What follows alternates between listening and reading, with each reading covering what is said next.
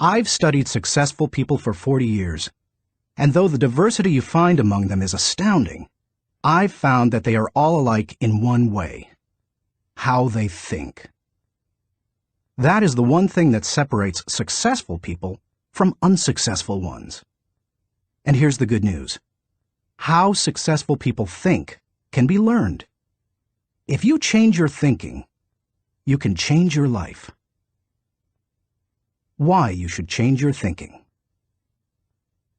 It's hard to overstate the value of changing your thinking. Good thinking can do many things for you: generate revenue, solve problems, and create opportunities. It can take you to a whole new level, personally and professionally. It really can change your life. Consider some things you need to know about changing your thinking. 1. Changed thinking is not automatic. Sadly, a change in thinking doesn't happen on its own. Good ideas rarely go out and find someone. If you want to find a good idea, you must search for it. If you want to become a better thinker, you need to work at it. And once you begin to become a better thinker, the good ideas keep coming. In fact, the amount of good thinking you can do at any time depends primarily on the amount of good thinking you are already doing. 2. Changed thinking is difficult. When you hear someone say, "Now this is just off the top of my head," expect dandruff. The only people who believe thinking is easy are those who don't habitually engage in it. Nobel Prize-winning physicist Albert Einstein, one of the best thinkers who ever lived, asserted, "Thinking is hard work. That's why so few do it." Because thinking is so difficult, you want to use anything you can to help you improve the process. 3. Changed thinking is worth the investment. Author Napoleon Hill observed, "More gold has been mined from the thoughts of man than has ever been taken from the earth." When you take the time to learn how to change your thinking and become a better thinker, you are investing in yourself. Gold mines tap out. Stock markets crash. Real estate investments can go sour, but a human mind with the ability to think well is like a diamond mine that never runs out. It's priceless. How to become a better thinker. Do you want to master the process of good thinking? Do you want to be a better thinker tomorrow than you are today? Then you need to engage in an ongoing process that improves your thinking. I recommend you do the following. 1. Expose yourself to good input. Good thinkers always prime the pump of ideas. They always look for things to get the thinking process started, because what you put in always impacts what comes out. Read books, review trade magazines, listen to tapes, and spend time with good thinkers. And when something intrigues you, whether it's someone else's idea or the seed of an idea that you've come up with yourself, keep it in front of you. Put it in writing and keep it somewhere in your favorite thinking place to stimulate your thinking. 2. Expose yourself to good thinkers. Spend time with the right people. As I worked on this section and bounced my ideas off of some key people so that my thoughts would be stretched, I realized something about myself. All of the people in my life whom I consider to be close friends or colleagues are thinkers. Now, I love all people. I try to be kind to everyone I meet, and I desire to add value to as many people as I can through conferences, books, audio lessons, etc. But the people I seek out and choose to spend time with all challenge me with their thinking and their actions. They are constantly trying to grow and learn. That's true of my wife Margaret, my close friends, and the executives who run my companies. Every one of them is a good thinker. The writer of Proverbs observed that sharp people sharpen one another, just as iron sharpens iron. If you want to be a sharp thinker, be around sharp people. 3. Choose to think good thoughts. To become a good thinker, you must become intentional about the thinking process. Regularly put yourself in the right place to think, shape, stretch, and land your thoughts. Make it a priority. Remember, thinking is a discipline.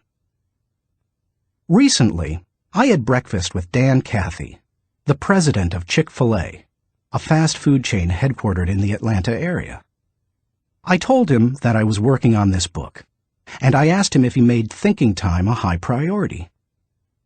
Not only did he say yes, but he told me about what he calls his thinking schedule. It helps him to fight the hectic pace of life that discourages intentional thinking. Dan says he sets aside time just to think for half a day every 2 weeks, for 1 whole day every month, and for 2 or 3 full days every year. Dan explains, "This helps me keep the main thing, since I am so easily distracted." You may want to do something similar, or you can develop a schedule and method of your own. No matter what you choose to do, go to your thinking place, take paper and pen, and make sure you capture your ideas in writing. 4. Act on your good thoughts. Ideas have a short shelf life. You must act on them before the expiration date. World War I flying ace Eddie Rickenbacker said it all when he remarked, "I can give you a 6-word formula for success. Think things through, then follow through." 5. Allow your emotions to create another good thought. To start the thinking process, you cannot rely on your feelings.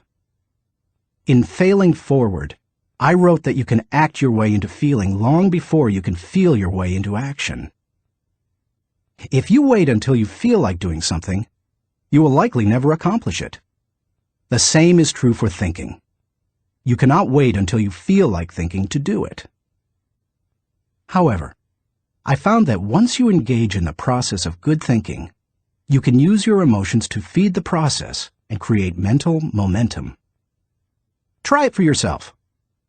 After you go through the disciplined process of thinking and enjoy some success, allow yourself to savor the moment and try riding the mental energy of that success. If you're like me, it's likely to spur additional thoughts and productive ideas. 6. Repeat the process. One good thought does not make a good life. The people who have one good thought and try to ride it for an entire career often end up unhappy or destitute. They are the one-hit wonders, the one-book authors, the one-message speakers, the one-time inventors who spend their life struggling to protect or promote their single idea. Success comes to those who have an entire mountain of gold that they continually mine, not those who find one nugget and try to live on it for 50 years. To become someone who can mine a lot of gold, you need to keep repeating the process of good thinking. Putting yourself in the right place to think. Becoming a good thinker isn't overly complicated. It's a discipline. If you do the 6 things I have outlined, you will set yourself up for a lifestyle of better thinking. But what do you do to come up with specific ideas on a day-to-day basis? I want to teach you the process that I've used to discover and develop good thoughts. It's certainly not the only one that works, but it has worked well for me. 1. Find a place to think your thoughts. If you go to your designated place to think, expecting to generate good thoughts, then eventually you will come up with some. Where is the best place to think? Everybody's different. Some people think best in the shower. Others, like my friend Dick Biggs, like to go to a park. For me, the best places to think are in my car, on planes, and in the spa. Ideas come to me in other places as well, such as when I'm in bed. I keep a special lighted writing pad on my nightstand for such times. I believe I often get thoughts because I make it a habit to frequently go to my thinking places. If you want to consistently generate ideas, you need to do the same thing. Find a place where you can think and plan to capture your thoughts on paper so that you don't lose them. When I found a place to think my thoughts found a place in me. 2. Find a place to shape your thoughts. Rarely do ideas come fully formed and completely worked out. Most of the time, they need to be shaped until they have substance. As my friend Dan Ryland says, they have to stand the test of clarity and questioning. During the shaping time, you want to hold an idea up to strong scrutiny. Many times a thought that seemed outstanding late at night looks pretty silly in the light of day. Ask questions about your ideas. Fine-tune them. One of the best ways to do that is to put your thoughts in writing. Professor, college president, and U.S. Senator S.I. Hayakawa wrote, "Learning to write is learning to think. You don't know anything clearly unless you can state it in writing." As you shape your thoughts, you find out whether an idea has potential. You learn what you have. You also learn some things about yourself. The shaping time thrills me because it embodies humor. The thoughts that don't work often provide comic relief. Humility. The moments when I connect with God awe me. Excitement. I love to play out an idea mentally. I call it futuring it. Creativity. In these moments, I am unhampered by reality. Fulfillment. God made me for this process. It uses my greatest gifts and gives me joy. Honesty. As I turn over an idea in my mind, I discover my true motives. Passion. When you shape a thought, you find out what you believe and what really counts. Change. Most of the changes I have made in my life resulted from thorough thinking on a subject. You can shape your thoughts almost anywhere. Just find a place that works for you, where you will be able to write things down, focus your attention without interruptions, and ask questions about your ideas. 3. Find a place to stretch your thoughts. If you come upon great thoughts and spend time mentally shaping them, don't think you're done and can stop there. If you do, you will miss some of the most valuable aspects of the thinking process. You miss bringing others in and expanding ideas to their greatest potential. Earlier in my life, I have to admit, I was often guilty of this error. I wanted to take an idea from seed thought to solution before sharing it with anyone, even the people it would most impact. I did this both at work and at home. But over the years, I have learned that you can go much farther with a team than you can go alone. I've found a kind of formula that can help you stretch your thoughts. It says, the right thought plus the right people in the right environment at the right time for the right reason equals the right result. This combination is hard to beat. Like every person, every thought has the potential to become something great. When you find a place to stretch your thoughts, you find that potential. 4. Find a place to land your thoughts. Author C.D. Jackson observes that great ideas need landing gear as well as wings. Any idea that remains only an idea doesn't make a great impact. The real power of an idea comes when it goes from abstraction to application. Think about Einstein's theory of relativity. When he published his theories in 1905 and 1916, they were merely profound ideas. Their real power came with the development of the nuclear reactor in 1942 and the nuclear bomb in 1945. When scientists developed and implemented Einstein's ideas, the whole world changed. Likewise, if you want your thoughts to make an impact, you need to land them with others so that they can someday be implemented. As you plan for the application phase of the thinking process, land your ideas first with yourself. Landing an idea with yourself will give you integrity. People will buy into an idea only after they buy into the leader who communicates it. Before teaching any lesson, I ask myself 3 questions. Do I believe it? Do I live it? Do I believe others should live it? If I can't answer yes to all 3 questions, then I haven't landed it. Key players. Let's face it, no idea will fly if the influencers don't embrace it. After all, they are the people who carry thoughts from idea to implementation. Those most affected. Landing thoughts with the people on the firing line will give you great insight. Those closest to changes that occur as a result of a new idea can give you a reality read. And that's important, because sometimes even when you've diligently completed the process of creating a thought, shaping it, and stretching it with other good thinkers, you can still miss the mark. 5. Find a place to fly your thoughts. French philosopher Henri Louis Bergson, who won the Nobel Prize in Literature in 1927, asserted that a person should think like a man of action, act like a man of thought. What good is thinking if it has no application in real life?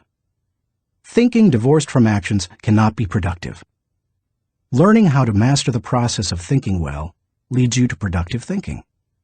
If you can develop the discipline of good thinking and turn it into a lifetime habit, then you will be successful and productive all of your life.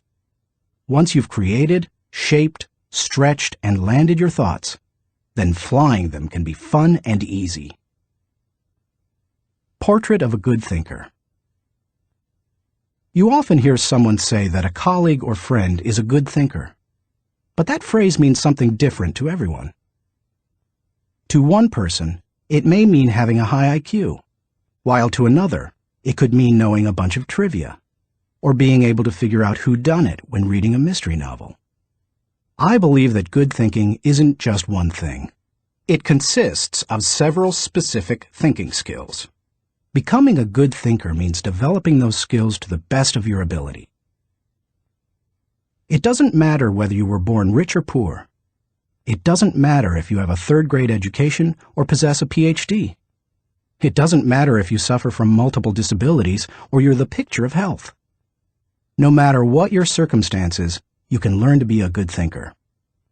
All you must do is be willing to engage in the process every day. In Built to Last, Jim Collins and Jerry Porras describe what it means to be a visionary company, the kind of company that epitomizes the pinnacle of American business. They describe those companies this way. A visionary company is like a great work of art. Think of Michelangelo's scenes from Genesis on the ceiling of the Sistine Chapel, or his statue of David. Think of a great and enduring novel like Huckleberry Finn or Crime and Punishment. Think of Beethoven's Ninth Symphony or Shakespeare's Henry V. Think of a beautifully designed building like the masterpieces of Frank Lloyd Wright or Ludwig Mies van der Rohe. You can't point to any one single item that makes the whole thing work. It's the entire work, all the pieces working together to create an overall effect that leads to enduring greatness. Good thinking is similar. You need all the thinking pieces to become the kind of person who can achieve great things. Those pieces include the following 11 skills. Seeing the wisdom of big picture thinking. Unleashing the potential of focused thinking. Discovering the joy of creative thinking. Recognizing the importance of realistic thinking. Releasing the power of strategic thinking. Feeling the energy of possibility thinking. Embracing the lessons of reflective thinking. Questioning the acceptance of popular thinking. Encouraging the participation of shared thinking. Experiencing the satisfaction of unselfish thinking. Enjoying the return of bottom-line thinking. As you read the chapters dedicated to each kind of thinking, you will discover that they do not try to tell you what to think. They attempt to teach you how to think. As you become acquainted with each skill, you will find that some you do well, others you don't. Learn to develop each of those kinds of thinking, and you will become a better thinker. Master all that you can, including the process of shared thinking, which helps you compensate for your weak areas, and your life will change. How successful people think. Chapter 1. Cultivate big picture thinking. Where success is concerned, people are not measured in inches or pounds or college degrees or family background. They are measured by the size of their thinking. David Schwartz. Big picture thinking can benefit any person in any profession. When somebody like Jack Welch tells a GE employee that the ongoing relationship with a customer is more important than the sale of an individual product, he's reminding them of the big picture. When two parents are fed up with potty training, poor grades, or fender benders, and one reminds the other that the current difficult time is only a temporary season, then they benefit from thinking big picture. Real estate developer Donald Trump quipped, "You have to think anyway, so why not think big?" Big picture thinking brings wholeness and maturity to a person's thinking. It brings perspective. It's like making the frame of a picture bigger, in the process expanding not only what you can see, but what you are able to do. Spend time with big picture thinkers, and you will find that they learn continually. Big picture thinkers are never satisfied with what they already know. They are always visiting new places, reading new books, meeting new people, learning new skills. And because of that practice, they often are able to connect the unconnected. They are lifelong learners. To help me maintain a learner's attitude, I spend a few moments every morning thinking about my learning opportunities for the day. As I review my calendar and to-do list, knowing whom I will meet that day, what I will read, which meetings I will attend, I note where I am most likely to learn something. Then I mentally cue myself to look attentively for something that will improve me in that situation. If you desire to keep learning, I want to encourage you to examine your day and look for opportunities to learn. Listen intentionally. An excellent way to broaden your experience is to listen to someone who has expertise in an area where you don't.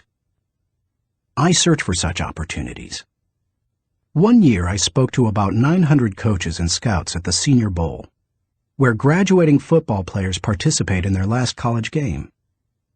I had the opportunity, along with my son-in-law Steve Miller, to have dinner with NFL head coaches Dave Wanstead and Butch Davis.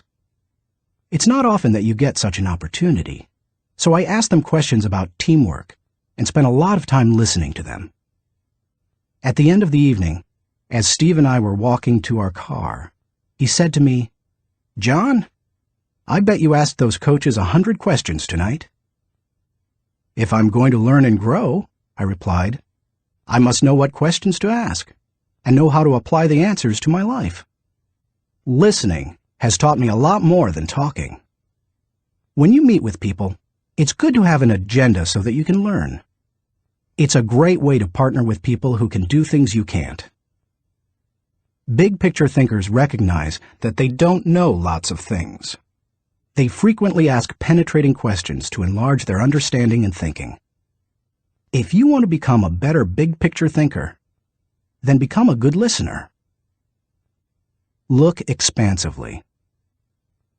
Writer Henry David Thoreau wrote, "Many an object is not seen, though it falls within the range of our visual ray, because it does not come within the range of our intellectual ray."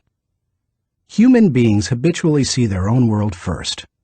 For example, when people arrive at a leadership conference put on by my company, Enjoy, they want to know where they're going to park, whether they will be able to get a good and comfortable seat, whether the speaker will be on, and if the breaks will be spaced right.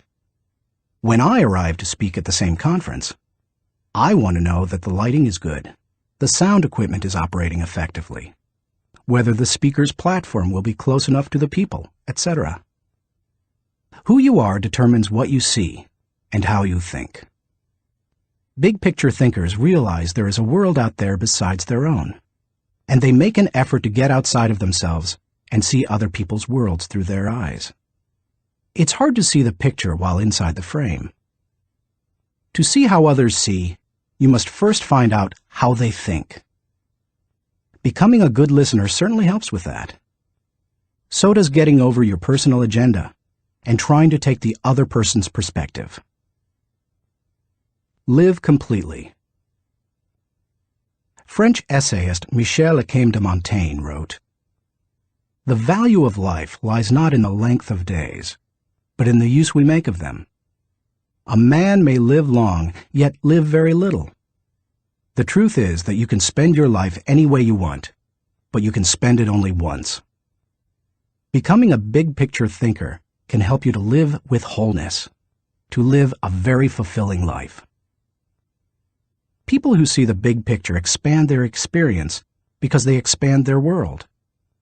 As a result, they accomplish more than narrow-minded people, and they experience fewer unwanted surprises, too, because they are more likely to see the many components involved in any given situation: issues, people, relationships, timing, and values.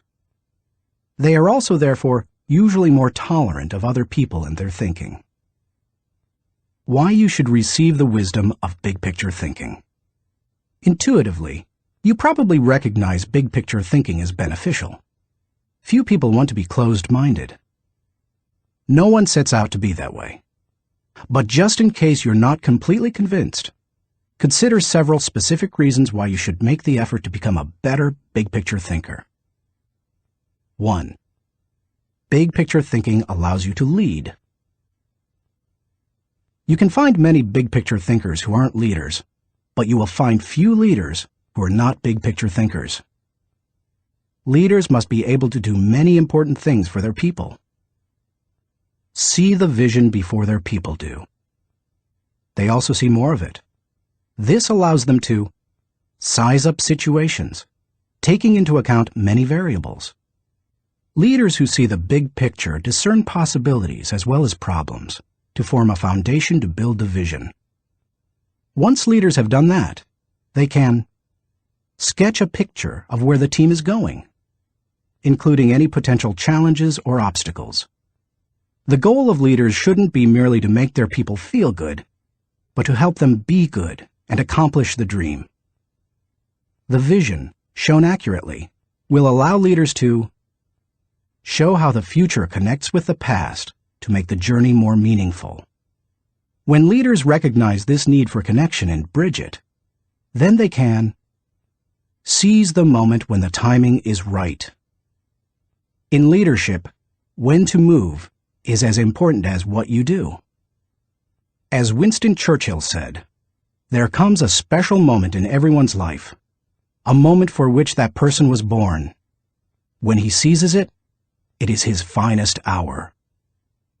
Whether building roads, planning a trip, or moving in leadership, big picture thinking allows you to enjoy more success. People who are constantly looking at the whole picture have the best chance of succeeding in any endeavor. 2. Big picture thinking keeps you on target. Thomas Fuller, chaplain to Charles II of England, observed, "He that is everywhere is nowhere." To get things done, you need focus. However, to get the right things done, you also need to consider the big picture. Only by putting your daily activities in the context of the big picture will you be able to stay on target. As Alvin Toffler says, you've got to think about big things while you're doing small things, so that all the small things go in the right direction. 3. Big picture thinking allows you to see what others see. One of the most important skills you can develop in human relations is the ability to see things from the other person's point of view. It's one of the keys to working with clients, satisfying customers, maintaining a marriage, rearing children, helping those who are less fortunate, etc. All human interactions are enhanced by the ability to put yourself in another person's shoes. How?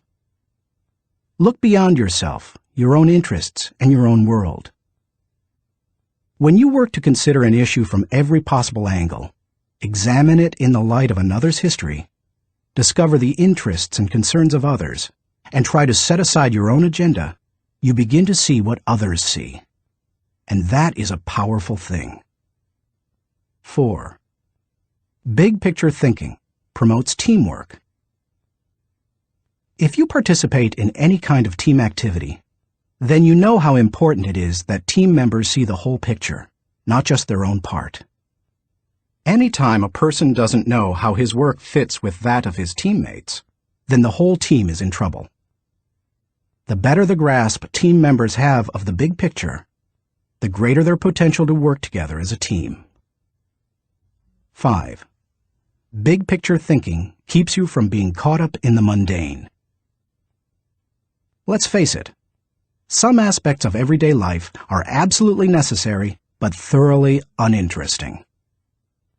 Big picture thinkers don't let the grind get to them because they don't lose sight of the all-important overview. They know that the person who forgets the ultimate is a slave to the immediate. 6. Big picture thinking helps you to chart uncharted territory. Have you ever heard the expression, "We'll cross that bridge when we come to it"? That phrase undoubtedly was coined by someone who had trouble seeing the big picture.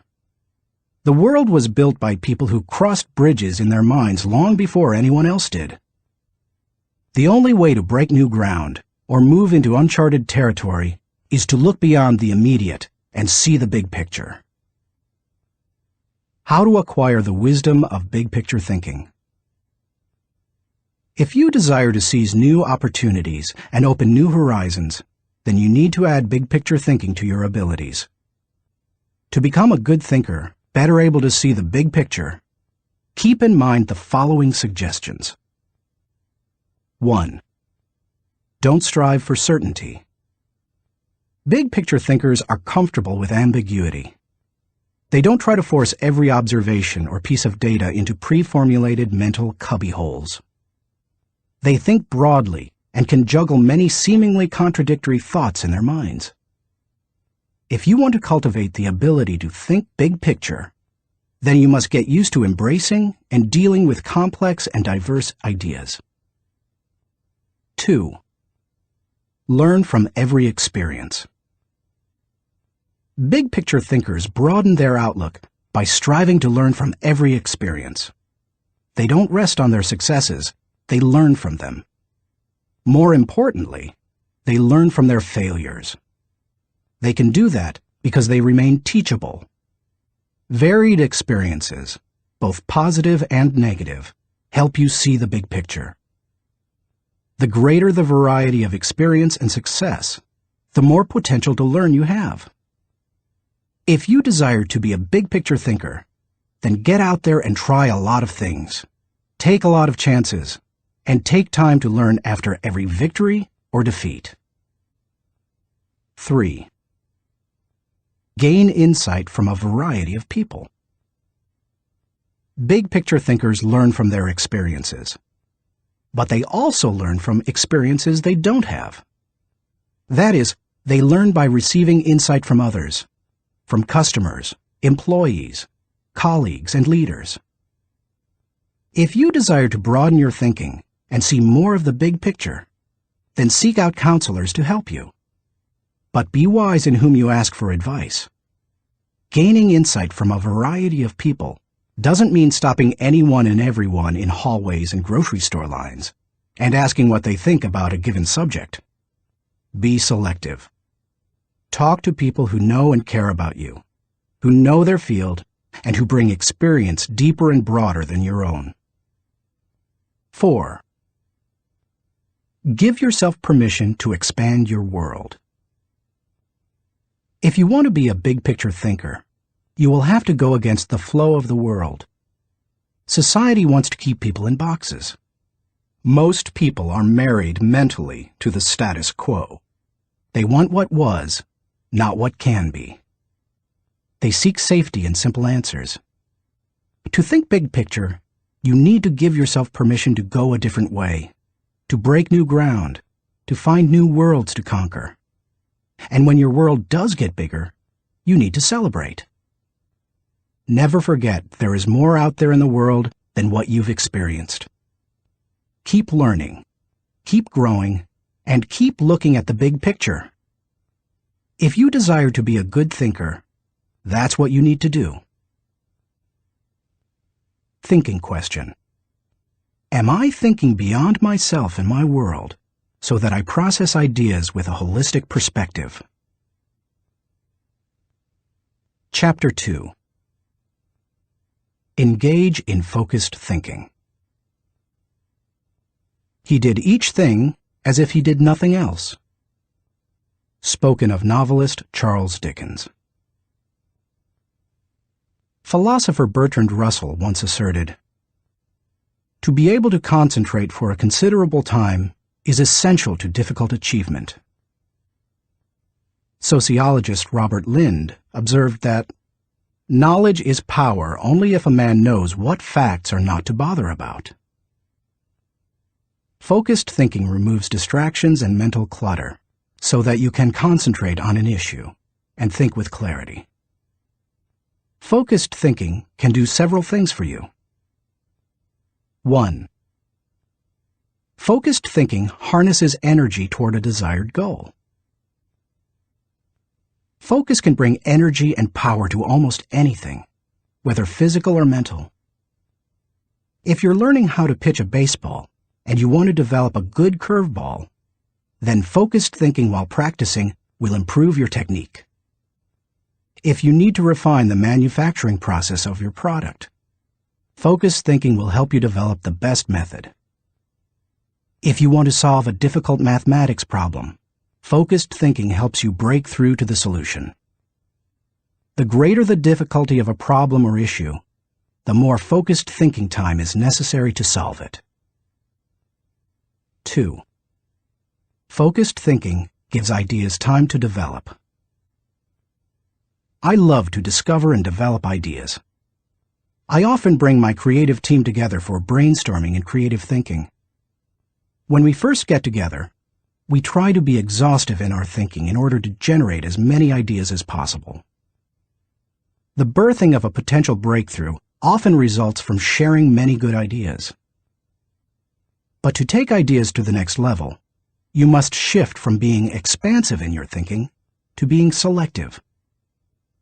I have discovered that a good idea can become a great idea when it is given focus time. It's true that focusing on a single idea for a long time can be very frustrating. I've often spent days focusing on a thought and trying to develop it, only to find that I could not improve the idea. But sometimes, my perseverance in focused thinking pays off. That brings me great joy. And when focused thinking is at its best, not only does the idea grow, but so do I. 3. Focused thinking brings clarity to the target. I consider golf one of my favorite hobbies. It's a wonderfully challenging game. I like it because the objectives are so clear. Professor William Mobley of the University of South Carolina made the following observation about golf. One of the most important things about golf is the presence of clear goals. You see the pins. You know the par. It's neither too easy nor unattainable. You know your average score, and there are competitive goals. Competitive with par, with yourself, and others. These goals give you something to shoot at. In work, as in golf, goals motivate. One time on the golf course, I followed a golfer who neglected to put the pin back in the hole after he putted. Because I could not see my target, I couldn't focus properly. My focus quickly turned to frustration and to poor play. To be a good golfer, a person needs to focus on a clear target. The same is true in thinking. Focus helps you to know the goal and to achieve it. 4. Focused thinking will take you to the next level. No one achieves greatness by becoming a generalist. You don't hone a skill by diluting your attention to its development. The only way to get to the next level is to focus. No matter whether your goal is to increase your level of play, sharpen your business plan, improve your bottom line, develop your subordinates, or solve personal problems, you need to focus. Author Harry A. Overstreet observed, "The immature mind hops from one thing to another. The mature mind seeks to follow through." Where should you focus your thinking? Does every area of your life deserve dedicated, focused thinking time? Of course, the answer is no. Be selective, not exhaustive, in your focused thinking. For me, that means dedicating in-depth thinking time to 4 areas: leadership, creativity, communication, and intentional networking. Your choices will probably differ from mine. Here are a few suggestions to help you figure them out. Identify your priorities. First, take into account your priorities for yourself, your family, and your team. Author, consultant, and award-winning thinker Edward de Bono quipped, "A conclusion is the place where you get tired of thinking." Unfortunately, many people land on priorities based on where they run out of steam. You certainly don't want to do that. Nor do you want to let others set your agenda. There are many ways to determine priorities. If you know yourself well, begin by focusing on your strengths, the things that make best use of your skills and God-given talents. You might also focus on what brings the highest return and reward. Do what you enjoy most and do best. You could use the 80-20 rule. Give 80% of your effort to the top 20%, most important, activities. Another way is to focus on exceptional opportunities that promise a huge return. It comes down to this. Give your attention to the areas that bear fruit. Discover your gifts. Not all people are self-aware and have a good handle on their own skills, gifts, and talents. They are a little like the comic strip character Charlie Brown. One day after striking out in a baseball game, he says, "Rats! I'll never be a big league player. I just don't have it. All my life I've dreamed of playing in the big leagues, but I'll never make it." To which Lucy replies, "Charlie Brown, you're thinking too far ahead. What you need to do is set more immediate goals for yourself." For a moment, Charlie Brown sees a ray of hope. "Immediate goals?" he says. "Yes," answers Lucy. "Start with the next inning. When you go out to pitch, see if you can walk out to the mound without falling down." I've met many individuals who grew up in a household full of Lucys. They received little encouragement or affirmation, and as a result, seem at a loss for direction. If you have that kind of background, you need to work extra hard to figure out what your gifts are. Take a personality profile such as DISC or Myers-Briggs. Interview positive friends and family members to see where they think you shine. Spend some time reflecting on past successes. If you're going to focus your thinking in your areas of strength, you need to know what they are. Develop your dream.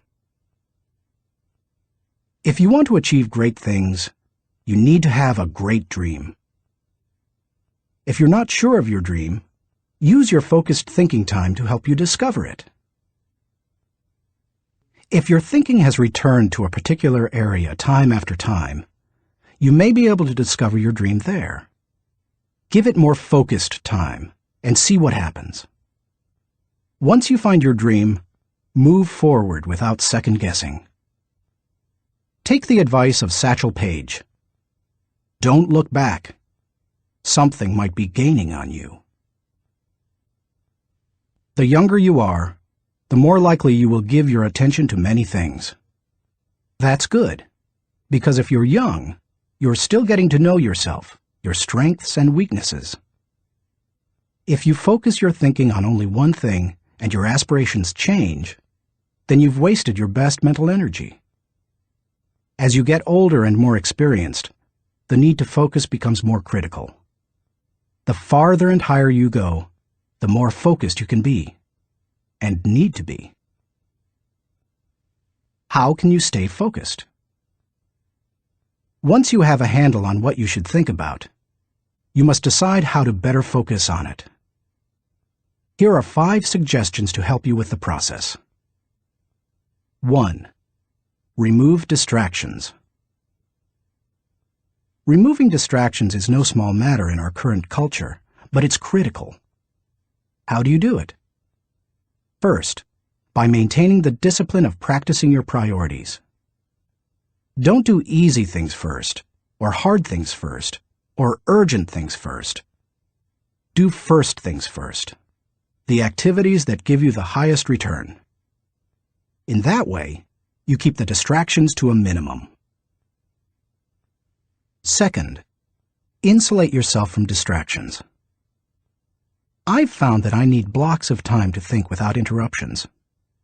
I've mastered the art of making myself unavailable when necessary and going off to my thinking place so that I can work without interruptions. Because of my responsibilities as founder of 3 companies, however, I am always aware of the tension between my need to remain accessible to others as a leader and my need to withdraw from them to think. The best way to resolve the tension is to understand the value of both activities. Walking slowly through the crowd allows me to connect with people and know their needs. Withdrawing from the crowd allows me to think of ways to add value to them. My advice to you is to place value on and give attention to both. If you naturally withdraw, then make sure to get out among people more often. If you're always on the go and rarely withdraw for thinking time, then remove yourself periodically so that you can unleash the potential of focused thinking. And wherever you are, be there. 2. Make time for focused thinking. Once you have a place to think, you need the time to think. Because of the fast pace of our culture, people tend to multitask, but that's not always a good idea. Switching from task to task can cost you up to 40% efficiency. According to researchers, if you're trying to accomplish many things at the same time, you'll get more done by focusing on one task at a time, not by switching constantly from one task to another. Years ago, I realized that my best thinking time occurs in the morning. Whenever possible, I reserve my mornings for thinking and writing. One way to gain time for focused thinking is to impose upon yourself a rule that one company implemented. Don't allow yourself to look at email until after 10 a.m. Instead, focus your energies on your number 1 priority. Put non-productive time wasters on hold so that you can create thinking time for yourself. 3. Keep items of focus before you. Ralph Waldo Emerson, the great transcendental thinker, believed, "Concentration is the secret of strength in politics, in war, in trade, in short, in all management of human affairs." To help me concentrate on the things that matter, I work to keep important items before me. One way is to ask my assistant, Linda Eggers, to keep bringing it up, asking me about it, giving me additional information in reference to it. I'll also keep a file or page on my desk so that I see it every day as I work. That strategy has successfully helped me for 30 years to stimulate and sharpen ideas. If you've never done it, I recommend that you try it. I'll tell you more about it in the section on reflective thinking. 4. Set goals. I believe goals are important. The mind will not focus until it has clear objectives. But the purpose of goals is to focus your attention and give you direction. not to identify a final destination. As you think about your goals, note that they should be clear enough to be kept in focus, close enough to be achieved, helpful enough to change lives. Those guidelines will get you going. And be sure to write down your goals. If they're not written, I can almost guarantee that they're not focused enough. And if you really want to make sure they're focused, take the advice of David Belasco, who says, "If you can't write your idea on the back of my business card, you don't have a clear idea." Even if you look back years from now and think your goals were too small, they will have served their purpose if they provide you with direction. 5. Question your progress. Take a good look at yourself from time to time to see whether you are actually making progress. That is the most accurate measure of whether you are making the best use of focused thinking. Ask yourself, am I seeing a return for my investment of focused thinking time? Is what I am doing getting me closer to my goals? Am I headed in a direction that helps me to fulfill my commitments, maintain my priorities, and realize my dreams? What are you giving up to go up? No one can go to the highest level and remain a generalist. My dad used to say, "Find the one thing you do well and don't do anything else." I've found that to do well at a few things, I've had to give up many things. As I worked on this chapter, I spent some time reflecting on the kinds of things I've given up. Here are the main ones. I can't know everyone. I love people, and I'm outgoing. Put me into a room full of people and I feel energized. So it goes against my grain to restrict myself from spending time with lots of people. To compensate for that, I've done a couple of things. First, I've chosen a strong inner circle of people. They not only provide tremendous professional help, but they also make life's journey much more pleasant. Second, I ask certain friends to catch me up on what's happening in the lives of other friends. I usually do that when I'm traveling and can't block out the time I would need for focused thinking. I can't do everything. There are only a few exceptional opportunities in any person's lifetime. That's why I strive for excellence in a few things, rather than a good performance in many. That's cost me. Because of my workload, I also have to skip doing many things that I would love to do. For example, every week I hand off projects that I think would be fun to do myself. I practice the 10-80-10 principle with the people to whom I'm delegating a task. I help with the first 10% by casting vision, laying down parameters, providing resources, and giving encouragement. Then, once they've done the middle 80%, I come alongside them again and help them take whatever it is the rest of the way, if I can. I call it putting the cherry on top. I can't go everywhere. Every conference speaker and author has to travel a lot. Before I began doing much speaking, that seemed like a glamorous life. But after logging several million miles, I know what kind of a toll it can take. Ironically, I still love traveling for pleasure with my wife Margaret. It's one of our great joys. She and I could take 10 vacations a year and enjoy every one of them. Yet we can't because so much of my time is consumed doing what I was called to do: help people to grow personally and to develop as leaders. I can't be well-rounded. Being focused also keeps me from being well-rounded. I tell people, 99% of everything in life I don't need to know about.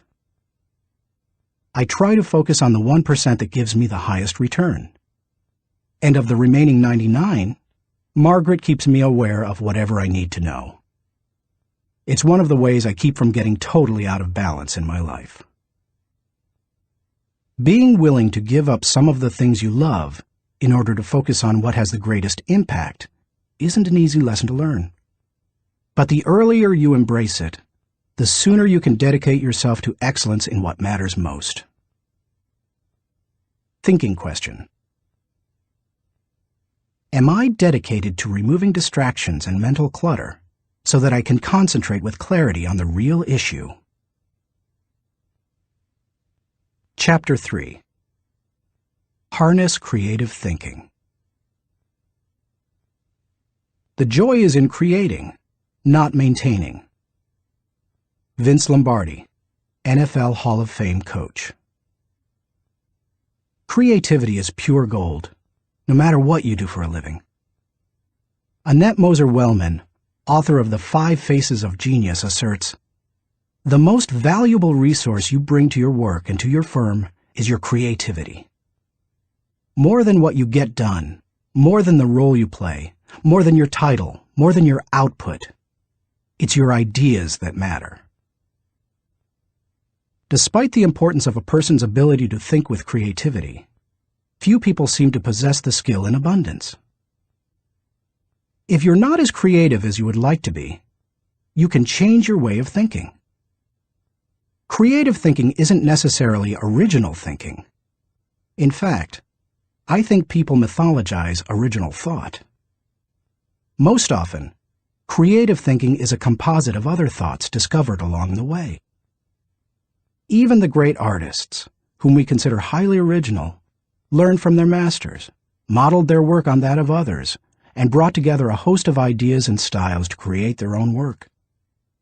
Study art, and you will see threads that run through the work of all artists and artistic movements, connecting them to other artists who went before them. Characteristics of creative thinkers. Perhaps you're not even sure what I mean when I ask whether you are a creative thinker. Consider some characteristics that creative thinkers have in common. Creative thinkers value ideas. Annette Moser-Wellman observes, "Highly creative people are dedicated to ideas. They don't rely on their talent alone. They rely on their discipline. Their imagination is like a second skin. They know how to manipulate it to its fullest." Creativity is about having ideas, lots of them. You will have ideas only if you value ideas. Creative thinkers explore options. I've yet to meet a creative thinker who didn't love options. Exploring a multitude of possibilities helps to stimulate the imagination, and imagination is crucial to creativity. As Albert Einstein put it, imagination is more important than knowledge. People who know me well will tell you that I place a very high value on options. Why? Because they provide the key to finding the best answer, not the only answer. Good thinkers come up with the best answers. They create backup plans that provide them with alternatives. They enjoy freedom that others do not possess, and they will influence and lead others. Creative thinkers embrace ambiguity. Writer H.L. Mencken said, "It is the dull man who is always sure, and the sure man who is always dull." Creative people don't feel the need to stamp out uncertainty. They see all kinds of inconsistencies and gaps in life, and they often take delight in exploring those gaps, or in using their imagination to fill them in. Creative thinkers celebrate the offbeat. Creativity, by its very nature, often explores off the beaten path and goes against the grain.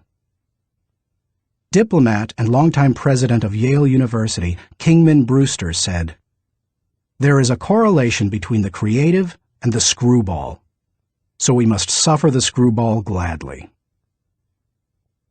To foster creativity in yourself or others, be willing to tolerate a little oddness. Creative thinkers connect the unconnected.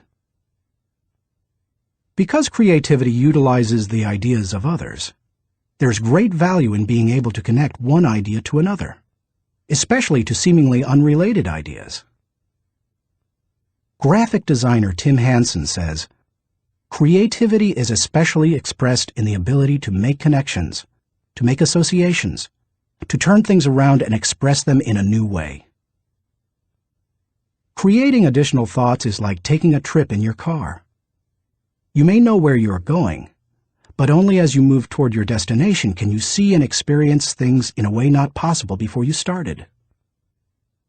Creative thinking works something like this. Think, then collect, then create, then correct, then connect.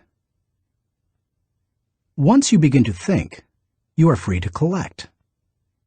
You ask yourself, what material relates to this thought? Once you have the material, you ask, what ideas can make the thought better? That can start to take an idea to the next level. After that, you can correct or refine it by asking, what changes can make these ideas better? Finally, you connect the ideas by positioning them in the right context to make the thought complete and powerful. Creative thinkers don't fear failure. Creativity demands the ability to be unafraid of failure, because creativity equals failure. You may be surprised to hear such a statement, but it's true.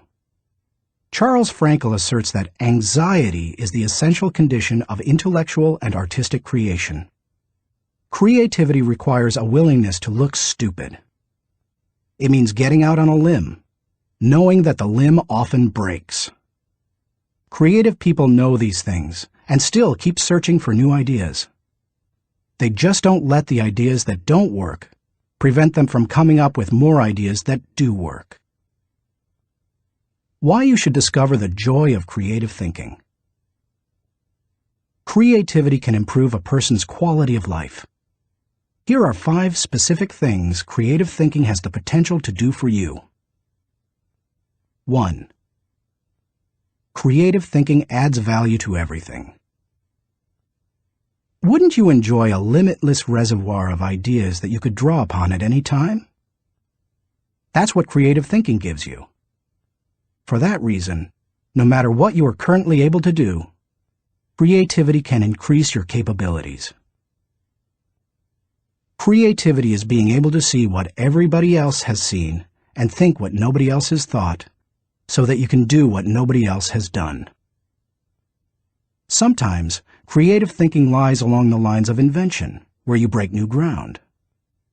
Other times, it moves along the lines of innovation, which helps you to do old things in a new way.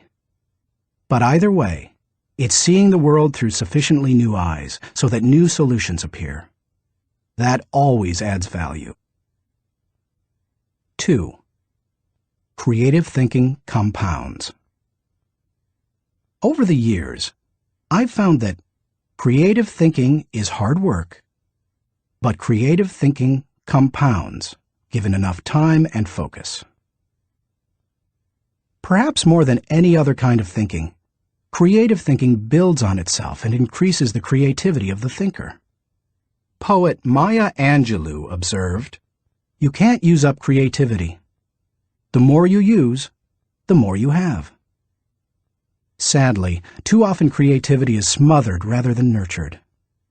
There has to be a climate in which new ways of thinking, perceiving, questioning are encouraged.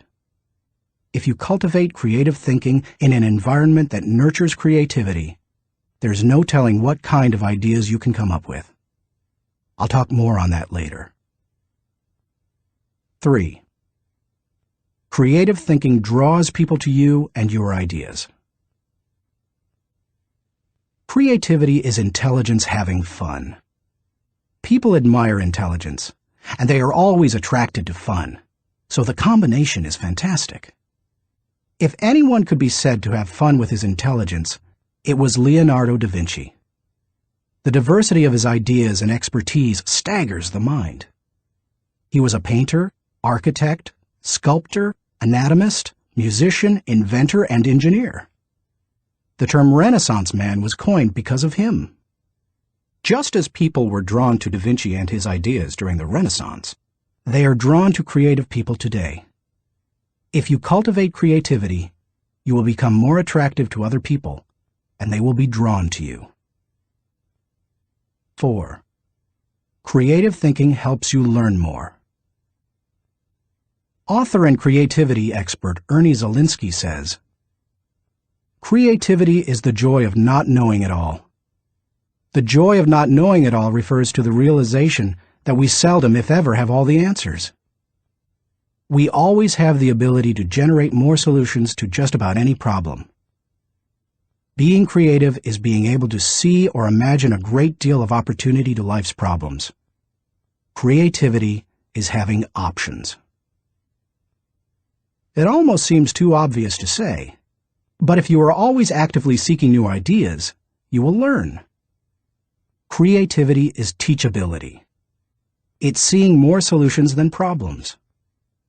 And the greater the quantity of thoughts, the greater the chance for learning something new. 5. Creative thinking challenges the status quo. If you desire to improve your world, or even your own situation, then creativity will help you. The status quo and creativity are incompatible. Creativity and innovation always walk hand in hand. How to discover the joy of creative thinking. At this point, you may be saying, "Okay, I'm convinced that creative thinking is important. But how do I find the creativity within me? How do I discover the joy of creative thought?" Here are 5 ways to do it. 1. Remove creativity killers.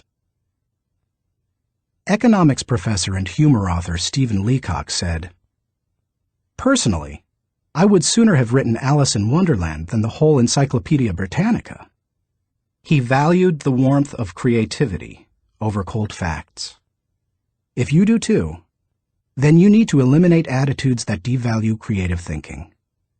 Take a look at the following phrases. They are almost guaranteed to kill creative thinking anytime you hear or think them. "I'm not a creative person." "Follow the rules." "Don't ask questions." "Don't be different." "Stay within the lines." "There is only one way." "Don't be foolish." Be practical. Be serious. Think of your image. That's not logical. It's not practical. It's never been done. It can't be done. It didn't work for them. We tried that before. It's too much work. We can't afford to make a mistake.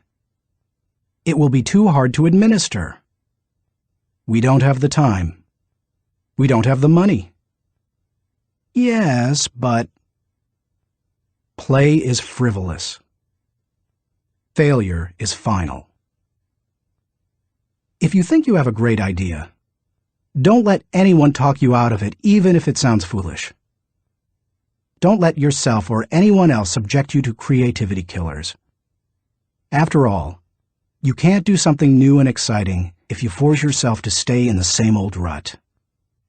Don't just work harder at the same old thing. Make a change.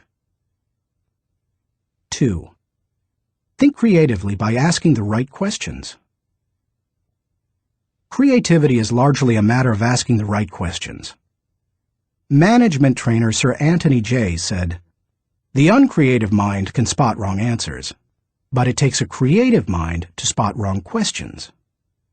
Wrong questions shut down the process of creative thinking.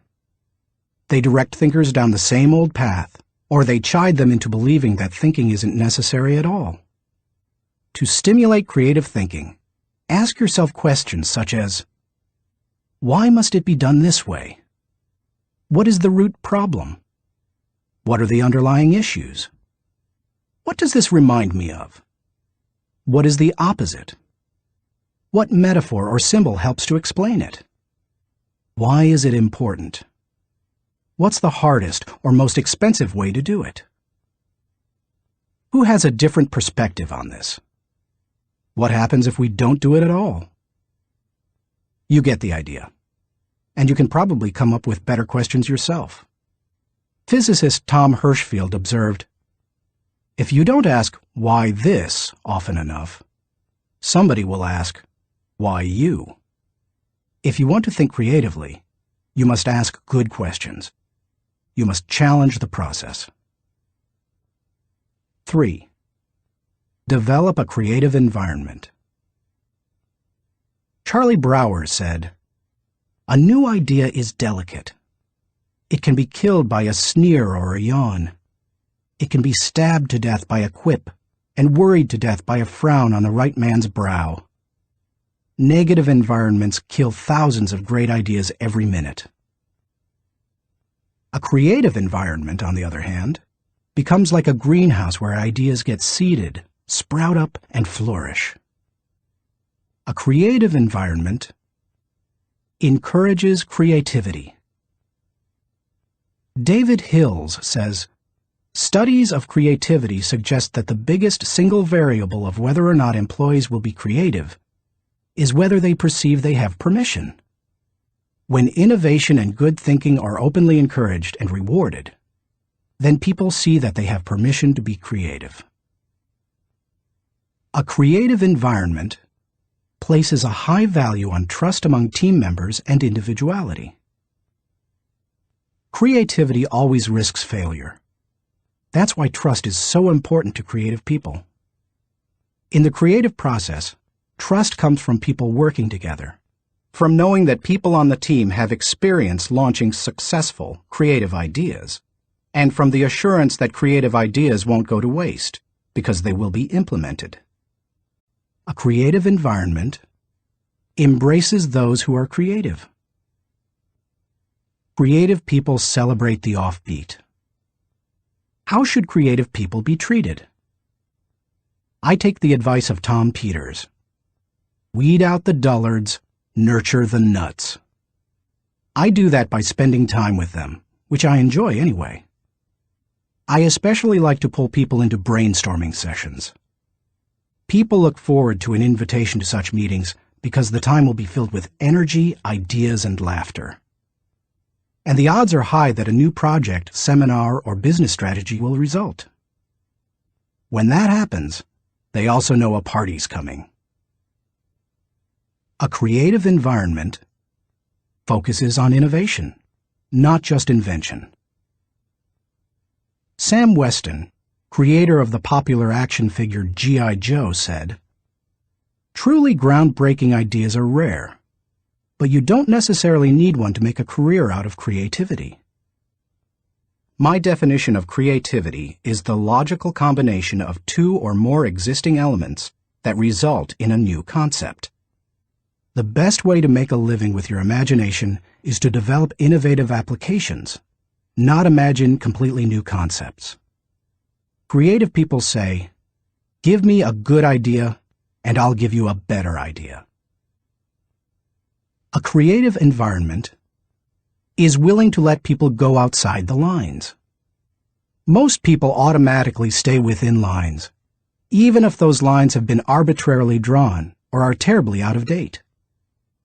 Remember, most limitations we face are not imposed on us by others. We place them on ourselves.